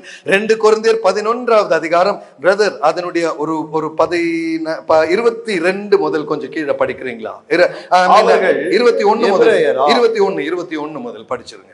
நாங்கள் பலவீனர் ஆனது போல, நாங்கள் அப்போஸ்தலனாகிய பவுல் சொல்றாருங்க, நாங்கள் பலவீனர் ஆனது போல எங்களுக்கு வந்த கனவீனத்தை குறித்து பேசுகிறேன். அப்படின்னா பிரதர் ஒரே நிமிஷம், அப்போஸ்தலனாகிய பவுல் எல்லாம் இங்க நிற்கும் போது பாஸ்டர் செய்யற மாதிரி பெங்களூர்ல இருந்து சாஜி ஏப்ரஹாம் வந்திருக்கிறார், அவருக்கு பொன்னாட போடுங்க, அவர் மனைவிக்கு பொன்னாட போடுங்க, அவர் பையனுக்கு, இதெல்லாம் பண்ணலைங்க.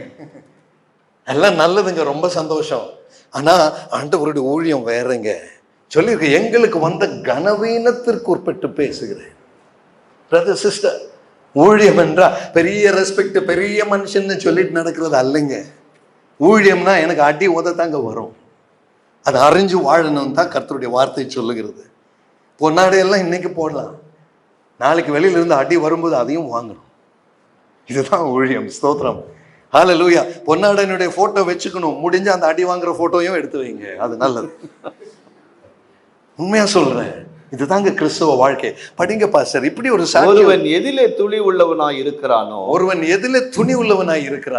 அதிலே நானும் துளி உள்ளவனாய் இருக்கிறேன். இப்படி புத்தீனமாய் பேசுகிறேன். பாருங்க, நான் ஒரு கிறுக்கனை போல பேசுறேன்னு பவுலே சொல்றாரு. அப்படின்னா வேணும்னா பவுல கிறுக்கன்னு நீங்க கூப்பிடலாம், அவரே சொல்லிட்டார், நீங்க கூப்பிடல.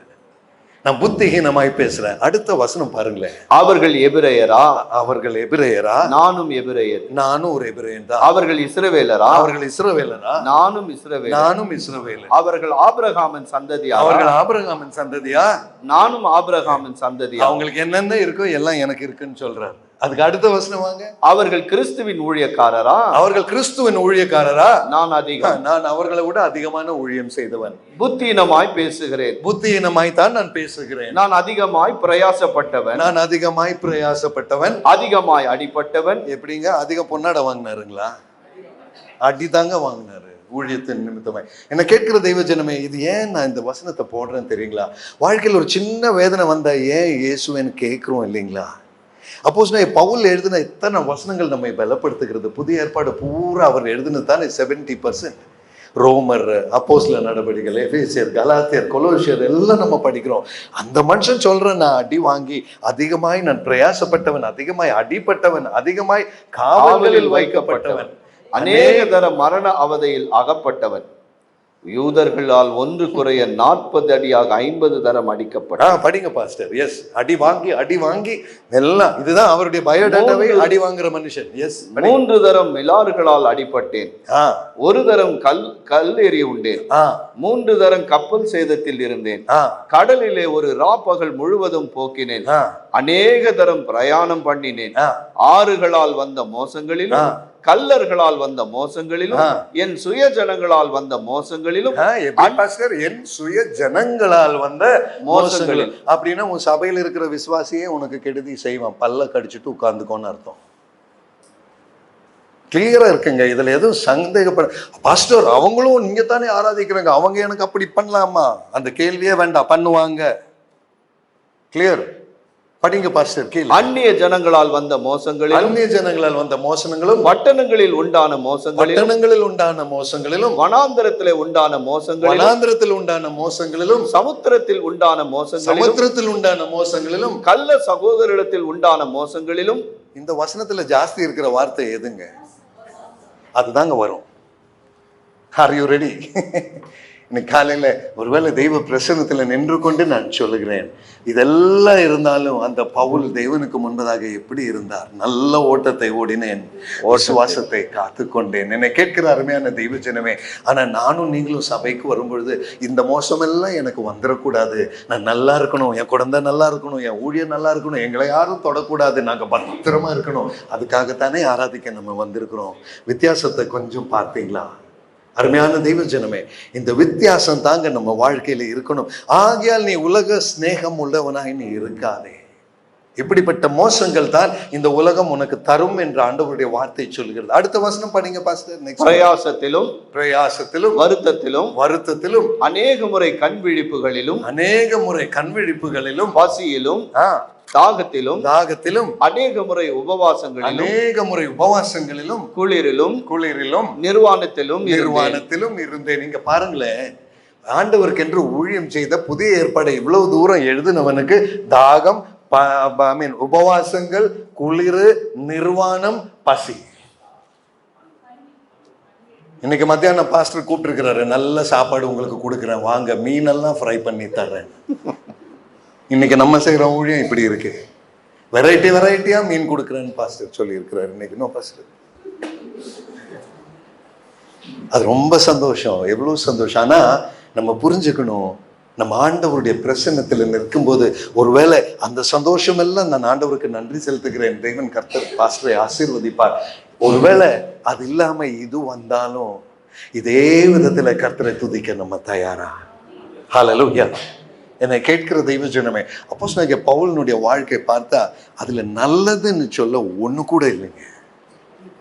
ஒரு நல்ல வஸ்திரம் கூட இல்லைங்க, கையில பணம் இல்லைங்க. ஆனா அதே பவுலனுடைய முதல் காலத்தை நம்ம பார்த்தோம்னா செல்வந்தமான மனுஷன், கமாலியலுக்கு கீழ் கல்வி கற்றவன், உயர்ந்த குடும்பத்தில் வாழ்ந்தவன், சான்ஹெட்ரின் கவுன்சிலினுடைய மெம்பர், யூதர்களுக்கு மத்தியில் பெரிய மனுஷன். அவனை கண்டா நடுங்குவாங்க. அவன் தான் சபை மக்களை எடுத்து சிறைச்சாலையில் அடைச்சான். அவனை போல ஒரு செல்வாக்குடையவன் வேற இல்லை. ஆனா இயேசுவை பின்பற்றின பின்பு அவனுக்கு நடந்தது பார்த்தீங்களா? அதனால தான் நான் சொன்னேங்க கொஞ்சம் முன்னால, நீ இயேசுவை கூப்பிடுறியா, இருக்கிறதும் போகும், ரெடியா? ஹல்லேலூயா. பிரதர் சிஸ்டர், ஏதோ கிடைக்கும்னு சொல்லி ஏதோ கிடைக்கிறதுக்காக இயேசுவை கூப்பிடுறவனுக்கும் எதுவும் கிடைக்காதுன்னு சொல்லி இயேசுவை கூப்பிடுறவனுக்கும் உண்மை எதுல இருக்குன்னு நமக்கே தெரியும். ஹல்லேலூயா.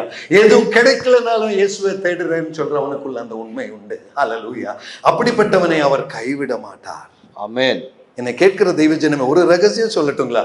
இந்த வசனம் இந்த ஸ்கிரீன்ல இருக்கும் பொழுதே பவுல் பரலோகத்தில் இருக்கிறாருன்னு நமக்கு தெரியும். அதுல யாருக்காச்சும் சந்தேகம் இருக்கா?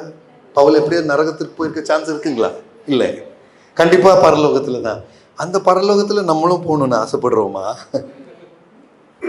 ஒரு நாள் நான் இப்படி உட்கார்ந்து யோசிச்சு பார்த்தேன். பரலோகத்துக்கு போய் பவுல் பக்கத்துல ஆண்டவர் உட்கார வச்சாருன்னு வைங்க, ஒரு பேச்சுக்கு நடந்தான் நல்லது. பவுல் பக்கத்துல இருந்தாருன்னு அவரை பார்த்து, ஹலோ மிஸ்டர் பால், எப்படி இருந்தது உங்க வாழ்க்கைனா? அவர் சிலரப்ப சாப்பாடே கிடைக்கலப்பா, அடிச்சாங்கப்பா. நான் பாண்டிச்சேரி போய் மீன் சாப்பிட்டேன், பொன்னான போட்டாங்க, நான் எனக்கு நல்ல கார் ஆண்டவர் கொடுத்தார், நல்ல வேலை கொடுத்தார், பெங்களூர் பட்டணத்துல நல்லா வச்சிருக்கிறார், நாங்க வசதியில வாழ்ந்தோம்னு சொல்லும்போது பவுல் அப்படி பாப்பாரு, நீ இங்க இருக்க வேண்டியவன் இல்லையேன்னு. கேட்கிற தெய்வ ஜனமே, தயவு செய்து நம்ம புரிஞ்சுக்கணும், ஐஸ்வர்யங்கள் ஆசீர்வாதங்கள் எல்லாம் அது தேவ கிருபையினால் அவர் தருவது. அதன் மேல் உன் மனதை வைக்காதே. அந்த ஐஸ்வர்யங்கள் இல்லாமல் போனாலும் இப்படி அந்த பவுலை போல என் தேவனை தேட நமக்கு வாய்ப்புண்டா? ஒருவேளை இந்த அனுபவம் நம்ம வாழ்க்கையில் இருந்தால் நம்ம தேவனை ஆராதிப்போமா? இல்லை என்கிற பதில் தான் இந்த பெருசா ஃபுல் ஸ்கிரீன்ல இல்லைன்னு தான் எழுதணும். இன்னைக்கு நம்ம ஆராதிப்பது எதனால் தெரியுமா? ஏதோ கொஞ்சம் எல்லாம் வாழ்க்கையில இருக்கு, இன்னும் கொஞ்சம் எதெல்லாம் கிடைக்க வேண்டியது இருக்கு, கொஞ்சம் ஆசைகள் எல்லாம் இருக்கு, அதெல்லாம் கர்த்தர் நினைச்சா நடத்த முடியும். ஆகையால அந்த கர்த்தரை கொஞ்சம் பிடிச்சிக்கலாம் இல்லையா? என்னை கேட்கிற தெய்வ ஜனமே, உள்ளத்தின் ஆழத்தில் மனசாட்சிக்குள்ள இருந்த அந்த சத்தியத்தோட கர்த்தரை தேட முடியலன்னா, அதனால தான் வேத வசனம் சொல்லுகிறது, உன் முழு இருதயத்தோடு, முழு உள்ளத்தோடு, முழு பலத்தோடு, முழு சரீரத்தோடு உன் கர்த்தரை நீ தேடுவாய். ஆமென்.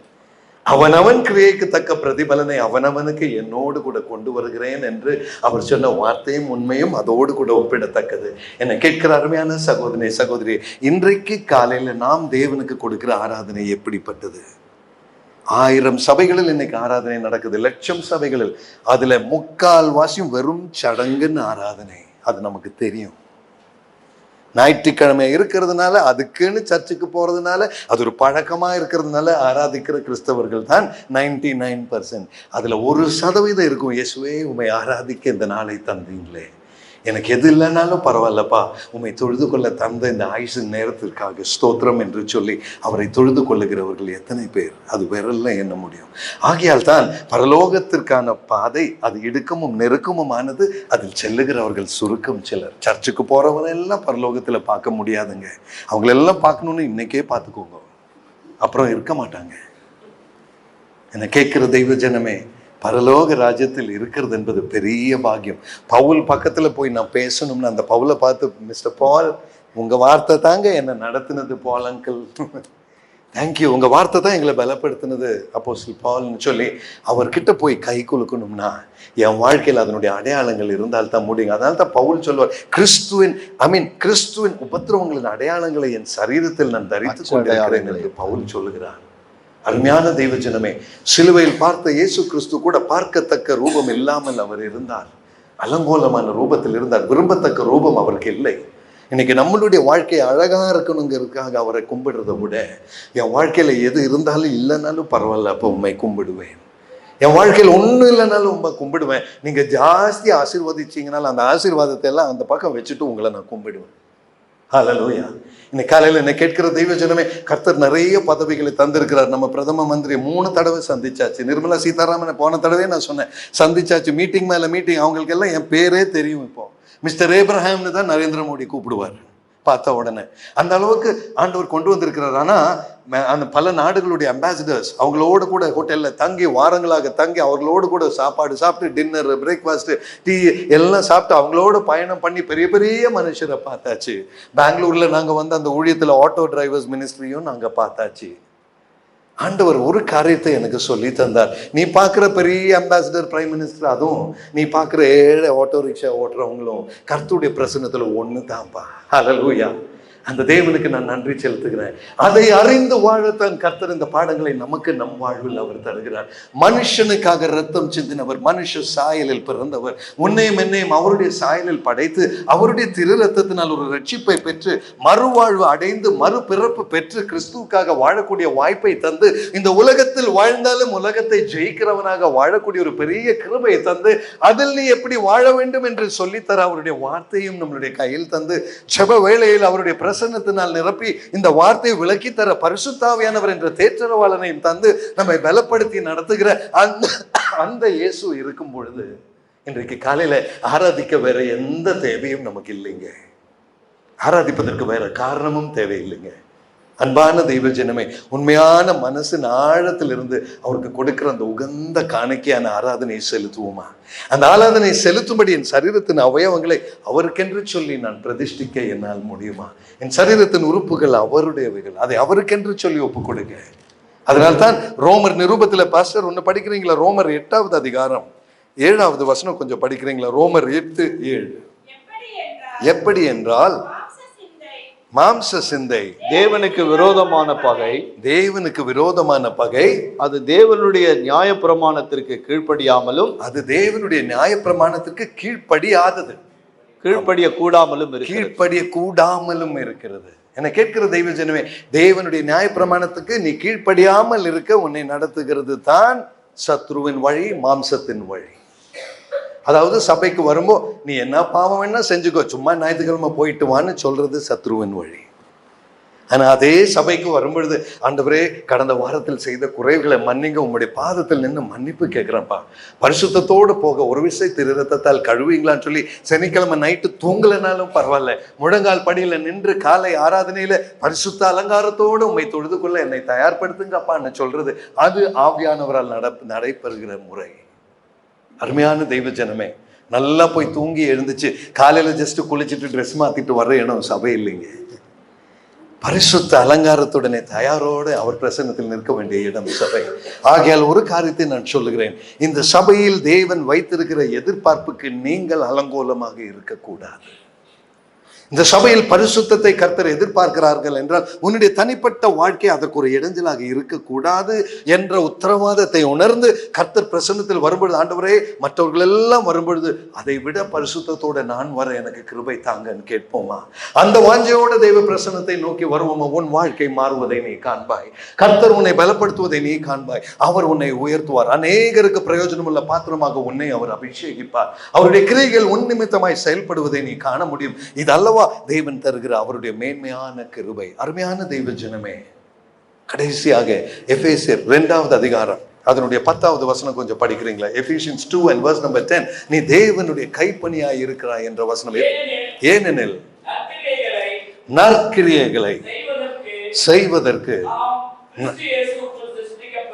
நாம் கிறிஸ்து இயேசுக்குள் சிருஷ்டிக்கப்பட்டு, கொஞ்சம் முன்னால படிச்சோம், தாயின் கர்ப்பத்தில் நீ பாபத்தில் நீ பிறந்தாய்.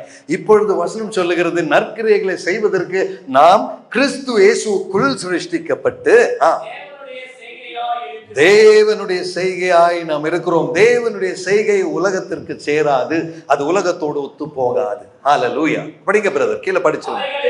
அவைகளில் நாம் நடக்கும்படி அவர் முன்னதாகவே அவைகளை ஆயத்தம் பண்ணி வைத்திருக்கிறார். உன்னுடைய வாழ்க்கை எப்படி இருக்கணும்னு முன்னதாகவே தேவன் அதை ஆயத்தம் பண்ணி அதற்கான ஒரு பிளான், திட்டத்தை தேவன் வைத்திருக்கிறார். நீ இப்படி வாழ வேண்டியவள் அல்ல, நீ இப்படி வாழ வேண்டியவன் அல்ல. உன்னுடைய வாழ்க்கையை கர்த்தர் உயர்த்தி தரும்படி தேவன் விரும்புகிறார். நீ செய்ய வேண்டிய நற்கிரியைகளை என் கர்த்தர் உனக்கு முன்பதாக வைத்திருக்கிறார். அந்த முறையை மட்டும் நீ ஏற்றுக்கொண்டால், உன் தாயின் கருவில் பாபத்தில் உருவான உன்னை நீ கர்த்தருடைய கைப்பணி என்று சொல்லி அழைக்கப்படுகிற அளவுக்கு தேவன் உன்னை உயர்த்துவார். அதுதாங்க அந்த வசனத்தின் தெளிவு. நீ தேவனுடைய கைப்பணி, you are the workmanship of God. That means அந்த தேவன் யார் என்பதை உன்னை பார்த்தால் தெரிய வேண்டும். உன்னை உருவாக்கினவர் யார் என்றால் உன்னோடு பேசும் பொழுது புரிந்து கொள்ள வேண்டும். அவர் எப்படி பேசுவார் என்று உன்னோடு பேசும் பொழுது எனக்கு தெரிந்து கொள்ள முடியும். அவர் எப்படி பழகுவார் என்று உன்னோடு பழகும் பொழுது எனக்கு தெரிய வேண்டும். அவர் எப்படி உதவி செய்வார் என்பது உன்னிடம் இருந்து நான் கற்றுக்கொள்ள வேண்டும். அவர் எப்படி அன்பு செலுத்துவார் என்பது உங்கள் அன்பில் இருந்து நான் கண்டு கொள்ள வேண்டும். இதல்லவா கிறிஸ்தவ வாழ்க்கையின் சாட்சி. ஹல்லேலூயா. இந்த சாட்சியுடையவர்களுடைய ரத்தத்தை அல்லவா அவள் குடித்துக் கொண்டு வரியில் இருந்தாள். ஆமென். என்னை கேட்கிற அருமையான தெய்வ ஜனமே, பரலோகத்தில் ஒரு பெரிய பாக்கியம் உண்டு. கிறிஸ்துவுக்காய் மரித்தவர்களுக்கு அது பெரிய பாக்கிய பதவி, பெரிய பொசிஷன். சாதாரண சாவு சாவதை விட ஊழியத்தின் நிமித்தமாய் ஒருத்தர் நம்மை கொன்றால் அது பெரிய பாக்கியம். ஆமென். அது எந்த தயக்கமும் இல்லாமல் நான் சொல்கிறேன். கிறிஸ்துவுக்காக நின்னியான்னு சொல்லி அதற்காக கொண்டு போட்டா பரலோகத்தில் ஒரு டபுள் பிளெஸிங். ஹல்லேலூயா, ஸ்தோத்திரம், ஆமென். ஆனா நம்ம எல்லாம் எதிர்பார்க்கிறோம், சாகும்போது 4 பேர் வர்ற மாதிரி பெரிய பேரோட புகழோட ஒரு நல்ல சாவு தாங்க ஆண்டவரே. ஆனா உண்மையான தேவ குழந்தை ஜெபிப்ப, ஆண்டவரே உமக்காக கொல்லப்படக்கூட நான் தயார். ஹல்லேலூயா. ஸ்தேபானை போல கல்லறிங்க, ஆனா நான் பார்க்கிறதோ பரலோகம் திறந்திருக்கிறதை என் கண்களில் காண்கிறேன். ஹல்லேலூயா. என்னை கேட்கிற அருமையான தெய்வ ஜனமே, இந்த தெளிவுக்காகத்தான் கர்த்தர் இந்த வாழ்க்கையை நமக்கு தந்திருக்கிறார். இந்த அர்ப்பணிப்போட வாழத்தான் இந்த சபையை தந்திருக்கிறார். இதை அறிந்து வாழத்தான் இந்த வார்த்தையை நமக்கு தந்திருக்கிறார். ஒரு விஷயம், தேவ பிரசன்னத்தில் நம்மை அர்ப்பணிக்கலாமா? நம்ம எல்லாம் இருக்கிற இடங்கள் அப்படியே இருந்தவர்களாக கண்களை மூடி தலைகளை வணங்கி கர்த்தருடைய பாதத்தில் சற்று நம்ம முன்னால வரலாமா? ஆண்டவருடைய பிரசன்னத்தை நோக்கி வருவோமா? எல்லாரும் கண்களை மூடி ஜெப நிலையிலே இன்றைக்கு நாம் கேட்ட இந்த வார்த்தைகளின் பிரகாரம் உம்முடைய பிரசன்னத்தில் நிற்க, ஆண்டவரே நீர் இவ்வளவாய் என்னிடம் எதிர்பார்க்கும் பொழுது ஒரு மறுபிறப்பு அடையாளம் உடையவனாய், கர்த்தாவே இந்த உலகத்திற்கு சிநேகிதனாய் அல்லாதவனாய், என்னுடைய விருப்பங்கள் எல்லாம் மாற்றப்பட, ஆவியானவரை உம்முடைய விருப்பம் என்னவோ அது என்னுடைய விருப்பமாய் மாற அடியனை சமர்ப்பிக்கிறேன். என்னுடைய ஆவி ஆத்தும சரீரத்தை ஒப்புக் கொடுக்கிறேன் அப்பா. மெய்யாகவே உம்முடைய கிருபையின் நிறைவில் எங்களை நடத்துங்கப்பா. இந்த நாளில் எங்களோடு இடைப்பட்ட உம்முடைய வார்த்தைக்காக நன்றி, நீ தந்த தெளிவுகளுக்காக நன்றி. வெளிப்படுத்தின விசேஷத்தில் இருந்து கர்த்தாவே வரக்கூடிய உபத்திரவத்தின் நாட்கள் எப்படி இருக்கும், அதில் சத்ருவானவன் தோற்று போக கடமை உள்ளவன். ஆட்டுக்குட்டியானவருக்கும் அவர் தூதர்களுக்கும் முன்பதாக நிற்கும் பொழுது நல்ல தாசனே, நல்ல மகனே, மகளே என்ற அழைப்பை கேட்க எங்களுக்கு அந்த கிருபை தாங்கப்பா. இந்த காலை வேளையில் இந்த சபைக்குள் இருக்கிற ஒவ்வொரு சகோதர சகோதரி, இதை ஆன்லைன்ல பார்க்கிற ஒவ்வொரு சகோதர சகோதரி மேலும் என் தெய்வீக கிருபையின் தொடுதல் உணர்வார்களாக. I give you glory, Father. பரிசுத்த ஆவியானவர் தொட்டு கொண்டிருப்பதற்காக நன்றி. தெய்வீக விடுதலின் பிரசன்னம் நிறைத்துக் கொண்டிருப்பதற்காக நன்றி. வாழ்க்கையில் ஒரு மாற்றத்தை என் கர்த்தர் தந்து கொண்டிருப்பதற்காக நன்றி. ஆத்தும பாரத்தோடு உண்மையோடு உடைய பிரசன்னத்தில் நிற்க, அநேகரை அந்த சாவில் இருந்து விடுவிக்க, அநேகரை அந்த அக்கினியின் கந்தகத்தில் இருந்து விடுவிக்க, என் கிறிஸ்துவின் நித்திய ஜீவனுக்கு நேராக வழி நடத்த எங்கள் ஒவ்வொருவரையும் உயிர்ப்பையும் பலப்படுத்தும் அப்பா. உம்முடைய கரங்களில் எங்களை தாழ்த்தி நாங்கள் ஒப்புக் கொடுக்கிறோம், திரு பாதத்தில் அர்ப்பணிக்கிறோம். எங்களோடு இடைப்பட்ட வார்த்தையை அறிந்து நாங்கள் வாழ, வார்த்தையின் பிரகாரம் வாழ செய்ய எங்கள் ஒவ்வொருவரையும் நீர் பலப்படுத்தும்படியாக நாங்கள் ஜெபிக்கிறோம். இந்த மத்தியான வேளை உம்முடைய கரங்களில் நாங்கள் தருகிறோம். இயேசுவின் நாமத்தில் இந்த ஜெபத்தை கேட்டருளும் எங்கள் ஜீவன் உள்ள நல்ல பிதாவே. ஆமென், ஆமென், ஹல்லேலூயா. மெய்யாகவே கர்த்தருடைய வருகை சீக்கிரமாக இருக்கும் என்றால் அதற்கென்று சொல்லி தயார்படுத்தும்படி ஆவியானவர் திட்டம் கொண்டிருப்பதனால் இன்றைக்கு இந்த வார்த்தைகளை நமக்கு அவர் தந்திருக்கிறார். தெளிவாக அந்த தெய்வ பிரசன்னத்தில் அதை ஏற்றிடுங்க. இதில் ஒருவர் கூட இதை அலட்சியமாய் பார்க்காமல் கர்த்தர் தந்திருக்கிற இந்த தெளிவுகளை அறிந்து சத்தியத்தோட அந்த தெய்வனை நேசிக்க ஆவியானவர் நமக்கு உதவுவாராக. God bless you and thank you very much.